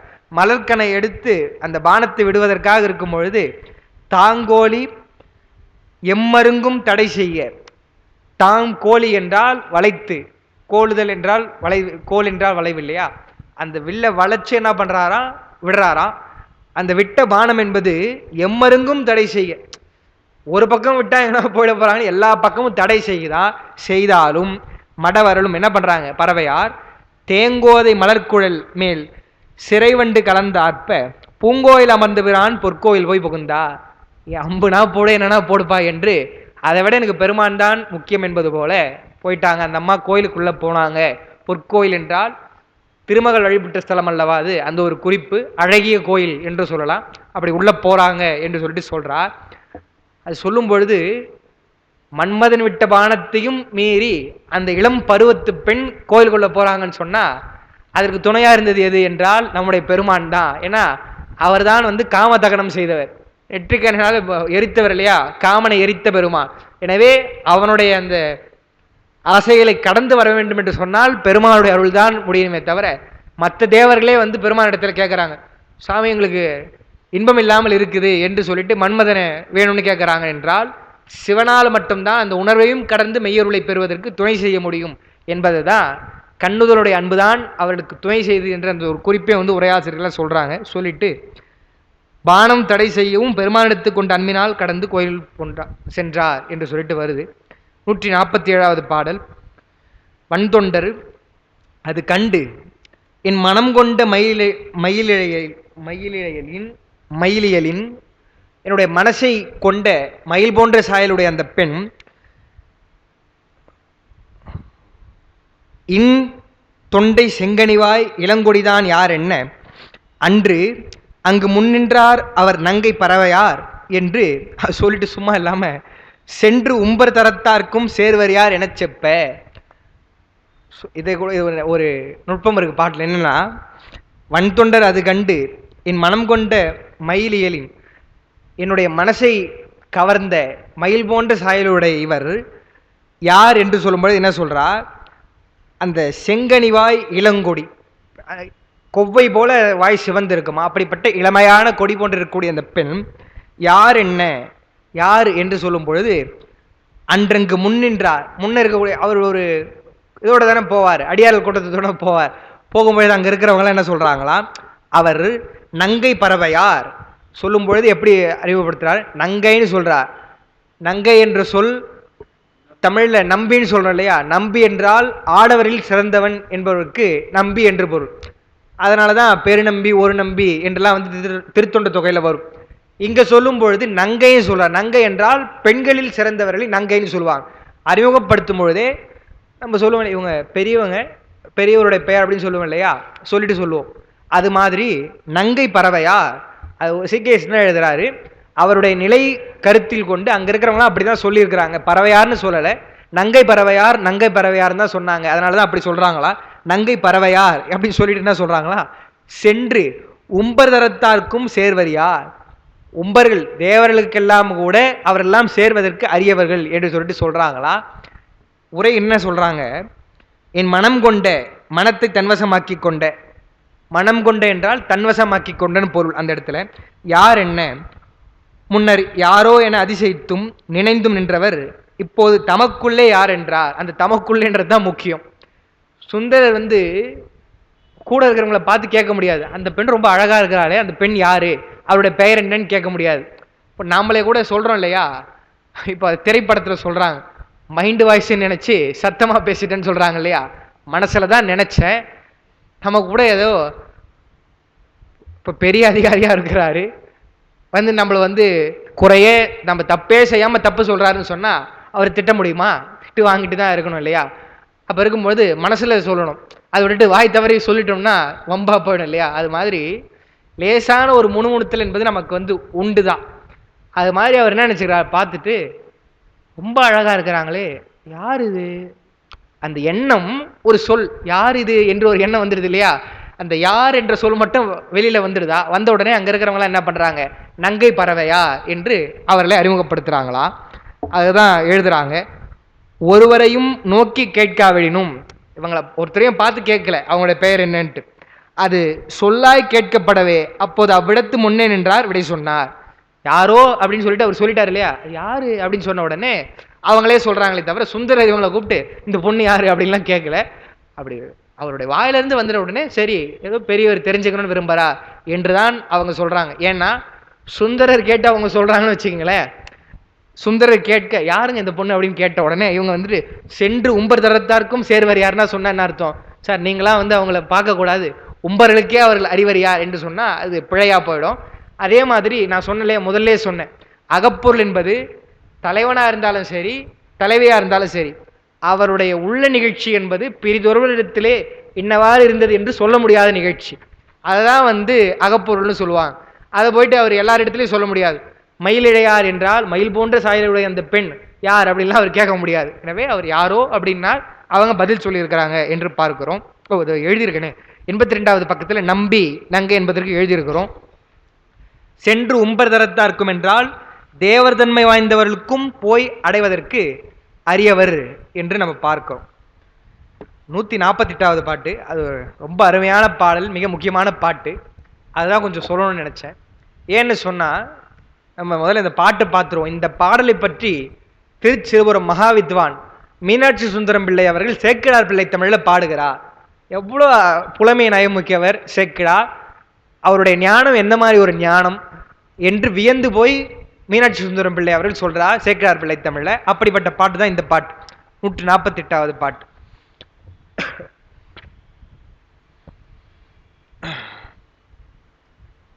பேர் பறவை பெண்மையினில் பெரும் பறவை விரும்பு அல்குல் ஆர் பறவை அணிதிகழும் மணிமுறுவல் அரும் பறவை சீர்பறவை ஆயினால் திருவுருவின் மென்சாயில் ஏற்பறவை இடைப்பட்ட என்ன ஆசை எழுபறவை. என்னங்க புரியுது?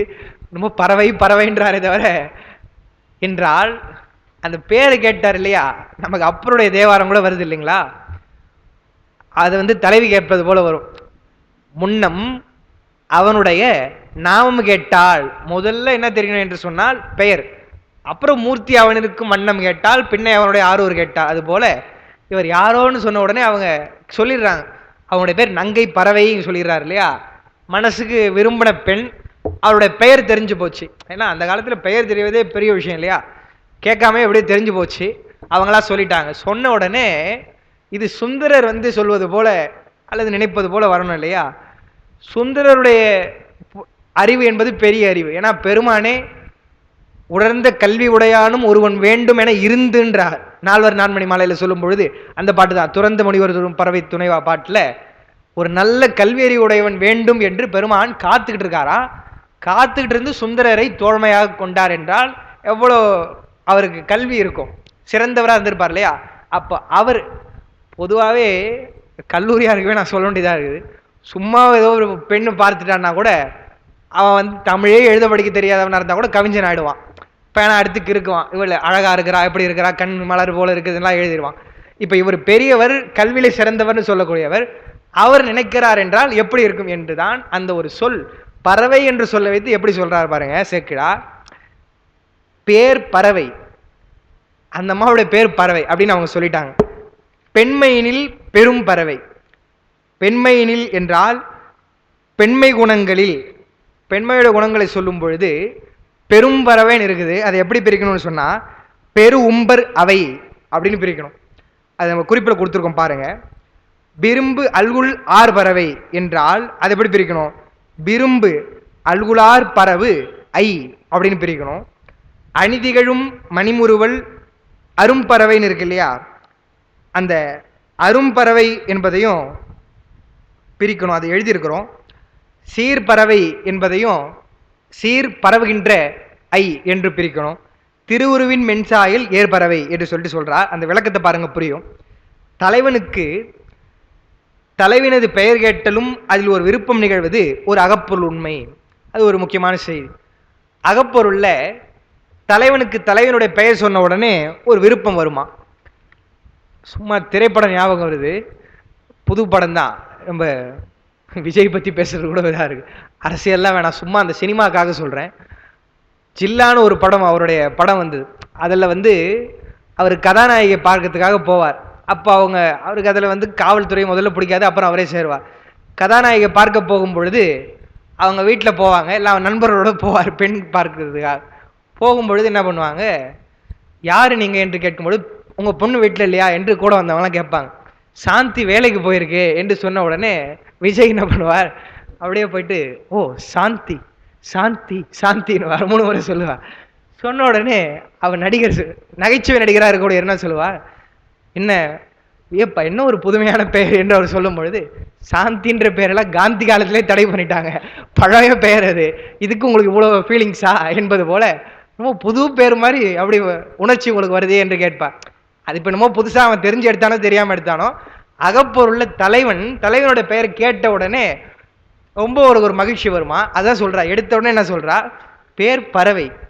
இன்னும் அருமையான பேர் இல்லையா, அது மாதிரி பேர் பறவைன்றாரா. சொல்லிட்டு இவரது பெயர் பறவை, அதுக்கான பொருள். பெயர் வினாதல்னு ஒரு துறை, அந்த பெயர் வினாதல் துறை இருக்க பாட்டெல்லாம் நீங்க பார்த்தா தெரிஞ்சுக்கலாம்னு சொல்றாங்க. பெண்மையினில் பெண்மை குணங்களை கூறும் இடத்து பெரு உம்பர் அவை விரும்பு அல்குலார் பறவை என்றால், தேவர் சபை விரும்புகின்ற திலோத்தமை முதலிய அறம்பெயர்களும் துதிக்கத்தக்கவள்.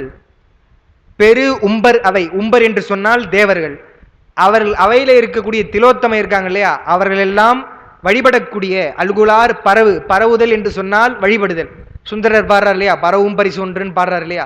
பரவுதல் என்றால் வழிபடுதல். பரவு ஐ, ஐ என்று சொன்னால் தெய்வம். திலோத்தமை போன்றவர்களும் கூட வழிபடக்கூடிய தெய்வமாக இருக்கக்கூடியவர். ஏன்னா அவ்வளோ அழகாக இருக்கக்கூடியவங்க, தெய்வத்தன்மை வாழ்ந்தவங்கன்னு சொல்லிட்டா. அடுத்து என்ன சொல்றாங்க, அந்த அதுலேயே இன்னொரு பொருளாக விரும்பு அல்குல் ஆர்பு அரபு ஐ, ஆர் பறவை என்று சொல்லக்கூடியது ஆர்பு அரபு ஐ என்றால், விரும்பத்தகுந்த அல்குலின் நிறைவானது பாம்பரசின், அதாவது ஆதிசேடன், ஆதிசேடனுடைய படத்தின் அழகையொக்கும் என பொருள் கோடலும் ஒன்று. ஆறுமுகத்தம்பரான உரை, அவருடைய அல்குல் பாம்பனுடைய படம் போல இருக்கிறது என்று சொல்லி அது சொல்றார். அப்படி சொல்லலாம். விரும்பு அல்குலார் பறவை, அதுக்கு அது சொல்றாரு. சொல்லிட்டு என்ன சொல்றா, அணிதிகழும் மணி உருவல், அந்த சிரிப்பு இருக்கு இல்லையா, அது சொல்லும் பொழுது அரும்பர் அவை, பாட்டில் பார்த்தீங்கன்னா அரும் பறவைன்னு இருக்கும், அரும்பர் அவைன்னு பிரிக்கணும். அரும்பு என்று சொல்றோம் இல்லையா, அதான் அரும்பர்னு வருது. முல்லையினுடைய அரும்பு போல சிரிக்கிறாள் அவள் சொல்லும்போது என்ன சொல்றா, மணி முறுவல், அவருடைய சிரிப்பு முல்லையினுடைய அரும்பு போன்ற பற்கள், முறுவல் தோன்ற இருத்தல் உள்ளிருந்த மகிழ்ச்சியின் மெய்க்குறி. அந்த அம்மாவும் மனசுல விரும்புறாங்க என்பதற்கு இதெல்லாம் ஒரு அறிகுறியா. லேசா சிரிக்கிறாங்க, அப்ப பற்கள் தெரியும் இல்லையா. நான் சொல்லியிருக்கேன், ரொம்ப சிரிக்க கூடாது என்று சொல்லியிருக்கேன் இல்லையா. பார்த்த உடனே அவரே ஒரு வேற்றோர் ஆண் என்றால் கலகலன்னு சிரிக்கக்கூடாது, சிரிச்சா அது சரியா இருக்கா. லேசா சிரிக்கும் பொழுது அந்த பற்களை பார்த்துட்டு அது சொல்றாரா, அவருடைய மணிமுறுவலா அரும்பர் அவை, என்ன ஒரு அரும்பு போல இருக்குன்னு சொல்லிட்டு சொல்றாரா. சொல்லிட்டு சீர்பறவை ஆயினால் என்றால், சீர்பரவு ஐயாயினால்னு படிக்கணும். திருமகள் விரும்புகின்ற அழகினை உடையாள், ஐ என்றால் அழகு. சீர்பரவு ஐ என்றால் திருமகள் விரும்பக்கூடிய அழகு ஆயினால், திருவுருவு மென் சாயல், திருவுரு இன் மென் சாயல்னு சொல்றாங்க. அந்த திரு என்பது இது யாருடைய உரைன்னு சொன்னா சிகேஷ் தான் எழுதுறாரு. திருவுரு என்பதற்கு திருவளர் தாமரை இருக்கு இல்லையா, திருக்கோவையாருடைய முதல் பாட்டு, அதில் இருக்கக்கூடிய பேராசிரியர் உரை தான், அதை தான் அவர் எழுதுறார் சிகேஷ். திரு என்பது கண்டாரால் விரும்பப்படும் தன்மை நோக்கம்னு எழுதுறார் பேராசிரியர். பேராசிரியர் திருக்கோவையாருக்கு உரை எழுதின பேராசிரியர், அவர் எழுதுறார். அதை தான் சொல்லிட்டு திருவுரு இன் மென் சாயல்னு சொல்றாங்க. அவருடைய நோக்கம் என்பது இவரது உருவத்துடைய இனிய மெல்லிய சாயலின் ஏற்பறவை இடைப்பட்ட அழகிய பரவுதலில். இந்த பறவை ஏற்பறவைன்னு என்ன அர்த்தம் சொன்னா, பறவை என்றால் பரவுதல், அந்த அழகுல பறவை இருக்கிறேன் இல்லையா, அப்படி அகப்பட்ட, இடைப்படுதல் என்று சொன்னால் அகப்படுதல். என்னுடைய மனசு அகப்பட்டுடுச்சு, அகப்பட்ட என்னுடைய ஆசை இருக்குல்ல, என்ன ஆசை எழுபறவை, எனது விருப்பமானது எழுகடல் போன்றது. கடல் என்பது 7 சொல்லக்கூடிய மரபு நமக்கு இருக்கிறது. அதுதான் சொல்ற என்ன ஆசை எழுபறவை அப்படின்றார். பறவையிடை என்று சொல்றது பரவுதலை கொண்ட தன்மையினிடத்தே வலைப்பரப்பினிடை மீன்படுதல் போல என் ஆசை இவரது அழகின் பரப்பினுள் பட்டதாயினும் எழுகடல் போன்றது. ஒரு வலையில பட்டுச்சுன்னு சொன்னா சின்னதாக தான் இருக்கும், ஆனா இவங்களுடைய வலையில அகப்பட்டாலும், அவருடைய அழகிலே என்னுடைய மனம் அகப்பட்டாலும், என்னுடைய ஆசை எழுபறவை எழுகடல் போன்றது. அகப்பட்டுச்சுன்னா அடங்கக்கூடிய பொருள் தானேங்க. இப்போ இந்த வாட்டர் கேனில் அகப்படுது என்று சொன்னால் எவ்வளோ, 1 லிட்டரா, அவ்வளோதான் அகப்படும் என்று சொல்லலாம், ஒரு அளவு வந்துடும். ஆனால் அகப்பட்டா அளவு என்பது சுருங்கணும் அல்லது நிலையா இருக்கணும். என்ன ஆசை எழுபறவை அப்படின்னார், 7 கடல் போன்றது என்று. இன்னொன்று ஒரு நயம் என்னன்னு பார்த்தீங்க, அது பொருள் இல்லை, நயம்தான். என்னன்னா பாட்டில் பறவை என்பது 7 முறை இருக்கும். அதையும் சொல்லும் பொழுது எழுபறவை அப்படின்னு சொல்லிட்டு சேக்கிழார் பெருமான் சொன்னார்னு பார்க்கிறோம். அதை தான் சேக்கிழார் பிள்ளை தமிழில் நம்ம மகாவித்வான் வியந்து பாடுகிறார். அந்த பாடலே அருமையாக இருக்குதுன்னு பார்க்குறோம். உரையாசிரியர் 2 வரி தான் மேற்கோள் காட்டுறாங்க.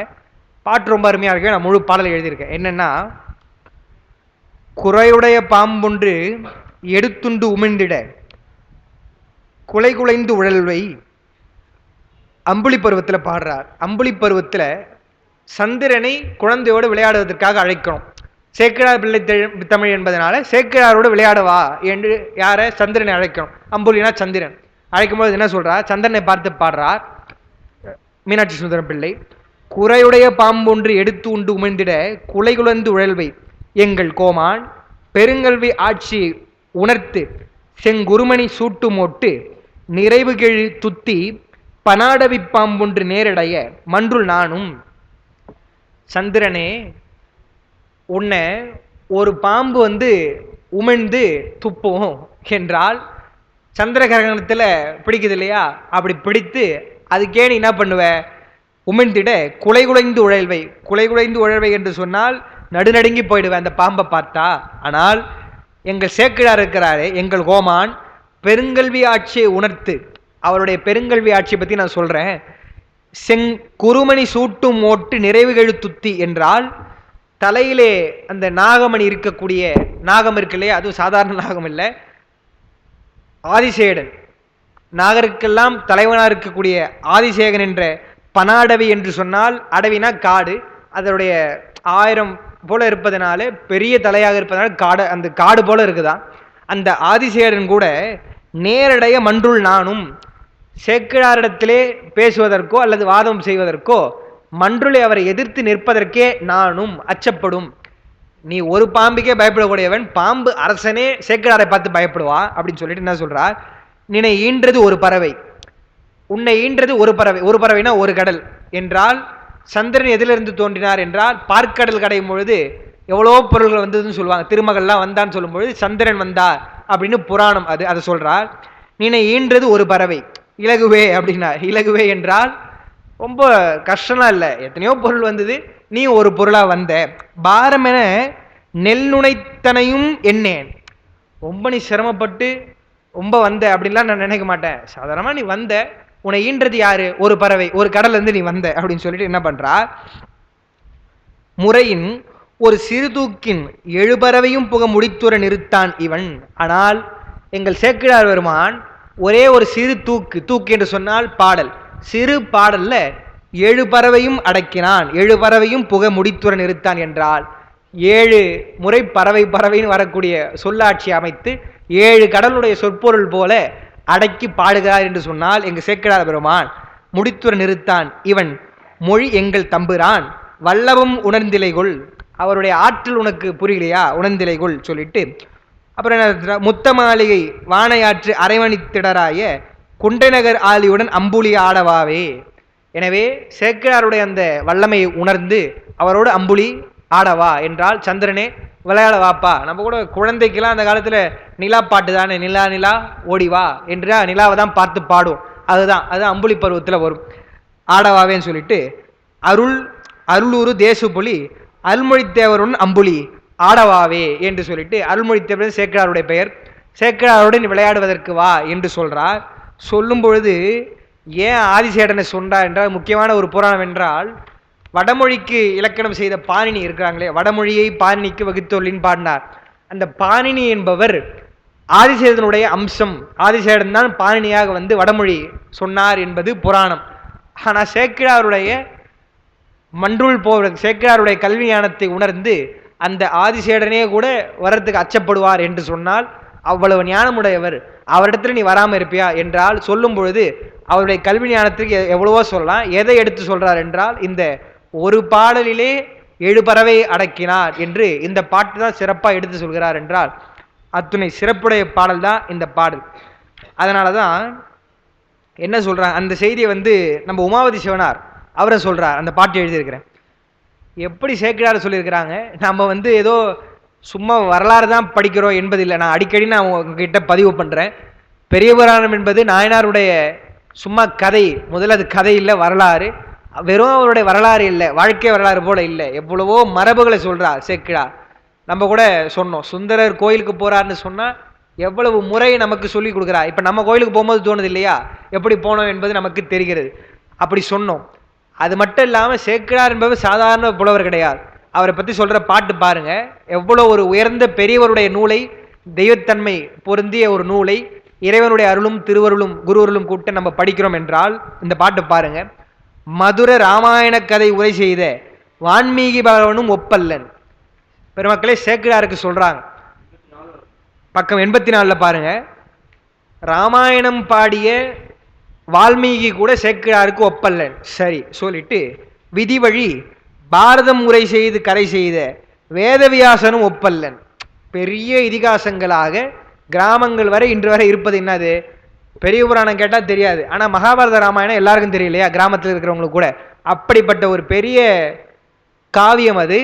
அதை செய்தவர்கள் கூட இவருக்கு ஒப்பல்லன் அப்படின்னு பாடிட்டு என்ன பண்றார், அடுத்து பாருங்க. சிதைவர 1000 நாவுடன் அறிவுல சேட விசேடனும் ஒப்பல்லன் என்றால் 1000 நாக்கை உடையவன் ஆதிசேடன். ஆதிசேடன் தான் பாணினியாக வடமொழி செய்தார், வடமொழி இலக்கணம் செய்தார்னு பார்க்கிறோம். அதை செய்த ஆதிசேடனும் ஒப்பல்லன்னு சொல்லிட்டு, அது வரைக்கும் கூட எனக்கு பரவாயில்ல, அடுத்த வரி படிக்கும் போது தான் எனக்கே தூக்கி வாரி போட்டுடுச்சு. என்ன சொல்றாங்க, பொதியமலை கூறு முனிவனும் ஒப்பல்லன் அகத்தியரும் ஒப்பல்ல சேக்கிழாருக்கு என்று சொல்லிட்டு தான் என்ன சொல்றார், புகழ் புனை குன்றை முனிக்கு என்ப. அந்த குன்றை முனின்னு சொல்றார். அந்த இடத்துல அருணையார், நம்ம குருநாதருடைய தந்தையார், ஒரு கட்டுரை எழுதியிருக்கார், குன்றை முனிவரர் அப்படின்னு ஒரு கட்டுரை எழுதியிருக்கிறார்.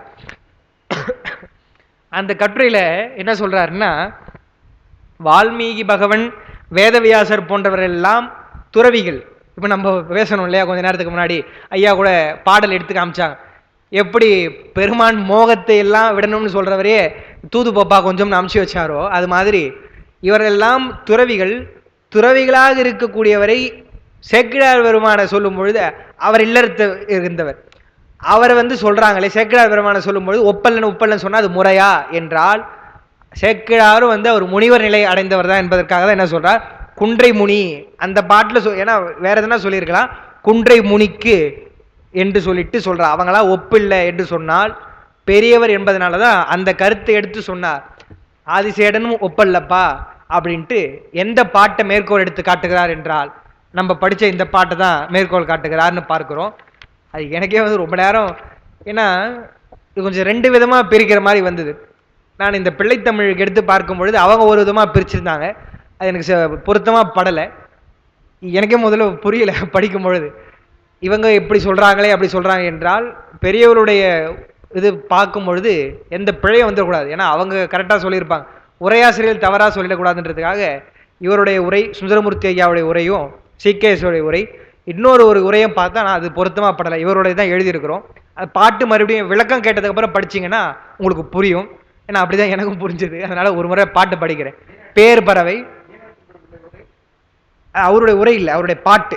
இந்த பாட்டை தான் அவர் சொல்றார் என்றால் அவ்வளவு சிறப்புடைய பாட்டுன்றதுக்காக சொல்றேன். பேர் பறவை, அவருடைய பெயர் பறவை, பெண்மையினில் பெரும் பறவை, விரும் அல்குலார் பறவை, அணிதிகடும் மணிமுறுவல் அரும்பறவை, சீர்பறவை ஆயினால் திருவுருவின் மென்சாயில் ஏர் பறவை இடைப்பட்ட எண்ணாசை எழுபறவை என்று சொல்லிட்டு இந்த பறவை என்பதற்காக அவ்வளவு சொல்கிறார் என்று பார்க்கிறோம். எடுத்துடலாம் இல்லையா, இந்த குறிப்புக்காக நம்ம ஒரு 2 பாட்டை மட்டும் சொல்லிடுவோம் என்று சொல்லிட்டு பறவையாருடைய அந்த நிலையை சொல்றார்.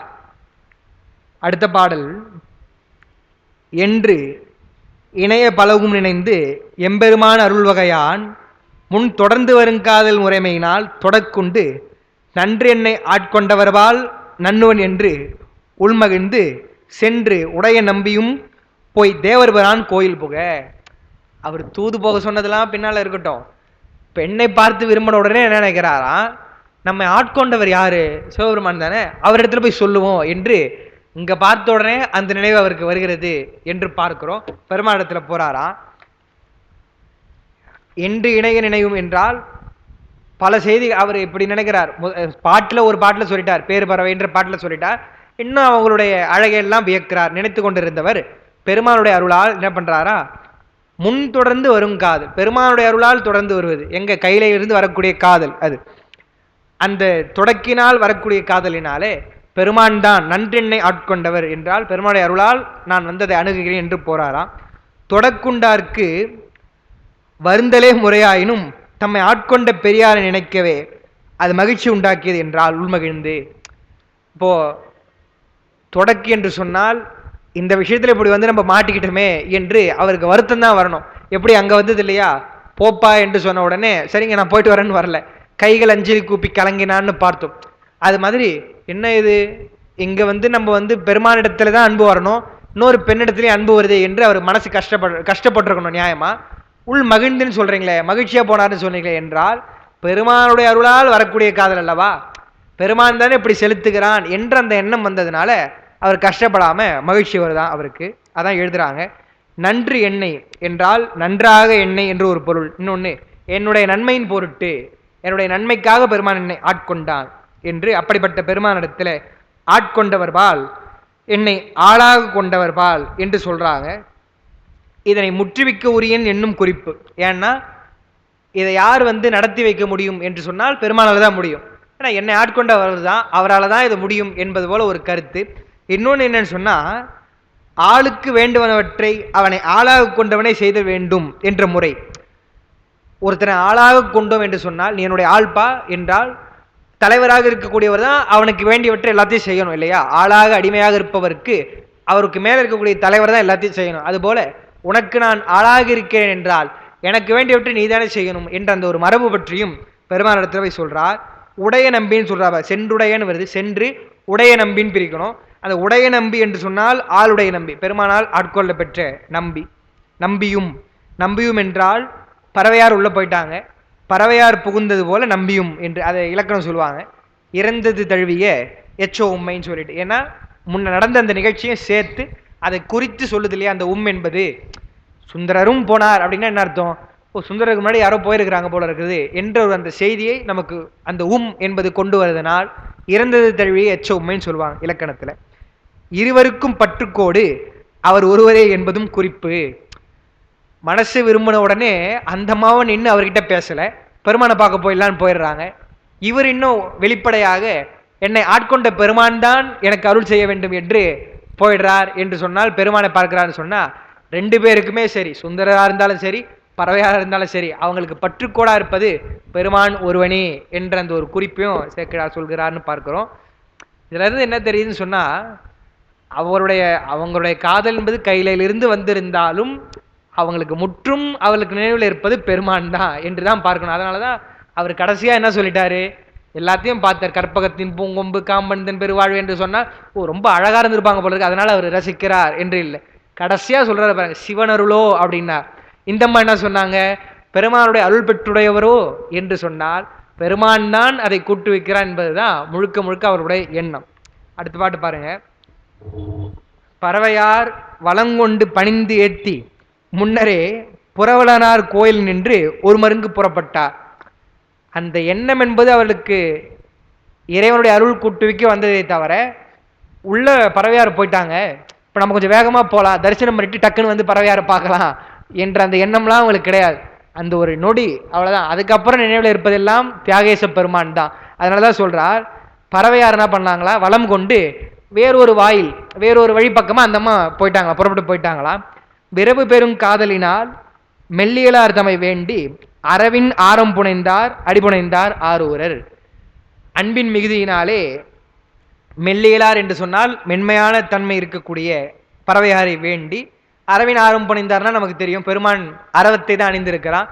பாம்பு அணிந்திருக்கக்கூடிய பெருமானை அடிபணிந்தார். யார் என்றால் ஆரூரர். ஆரூர் பெருமான் அடிபணிகிறார் என்று பார்க்கிறோம். ஓ அவ்வளவுதானா? சரி, அதனுடைய குறிப்பு பாட்டு எளிமையா இருக்கவே அதனுடைய குறிப்பை நான் கொடுக்கல. என்ன என்றால், அந்த அம்மாவும் சரி அவர் வருவார் பார்க்கணும் என்று இல்லை, இவரை வேகமாக போய் அவங்க பார்க்கணும் என்பது இல்லை. அதுக்கடுத்து என்ன ஆகுது என்ற செய்திகள் எல்லாம் பார்க்கலாம் என்று சொல்லி அவருடைய அந்த தெய்வ புணர்ச்சி முடிந்திருக்கிறது. நல்ல ஒரு சொல்லணும்னா ஆர்வமாக போகுது பாட்டுன்னு பார்க்குறோம். அடுத்தடுத்த ஒரு நிகழ்வு திரைக்கதை போல நமக்கு ஒரு வகுப்பு அப்படிதான் முடியுது. நம்ம அதெல்லாம் பிளான் பண்ணி எழுதுறது கிடையாது. ஏன்னா இது எப்பயோ எழுதுனா தேதி தான் இன்னைக்கு போட்டேன், நான் முன்னே எழுதிடுவோம். ஏன்னா எப்பவுமே அவசர அவசரமாக எழுத வேண்டியதாக இருக்கிறது, சில வேலை காரணமாக எழுதிட்டோம். நல்ல ஒரு இதில் முடிஞ்சிருக்குது. ஆரூர் பெருமானை தரிசனம் செய்கிறார்கள். அடுத்து அவருடைய அந்த அன்புக்கு பெருமான் எப்படி அருள் செய்கிறான் என்பதை பார்ப்போம் என்று சொல்லி இப்படி ஒரு அரிய வாய்ப்பினை ஏற்படுத்திய நம்முடைய சிவஞான அருள்நெறி அறக்கட்டளையினுடைய நிறுவனர் ஐயா அவர்களுக்கும் இருந்து கேட்ட பெருமக்கள் உங்கள் அனைவருக்கும் என்னுடைய நன்றியை மீண்டும் தெரிவித்து நிறைவு செய்கிறேன். வணக்கம். திருச்சி.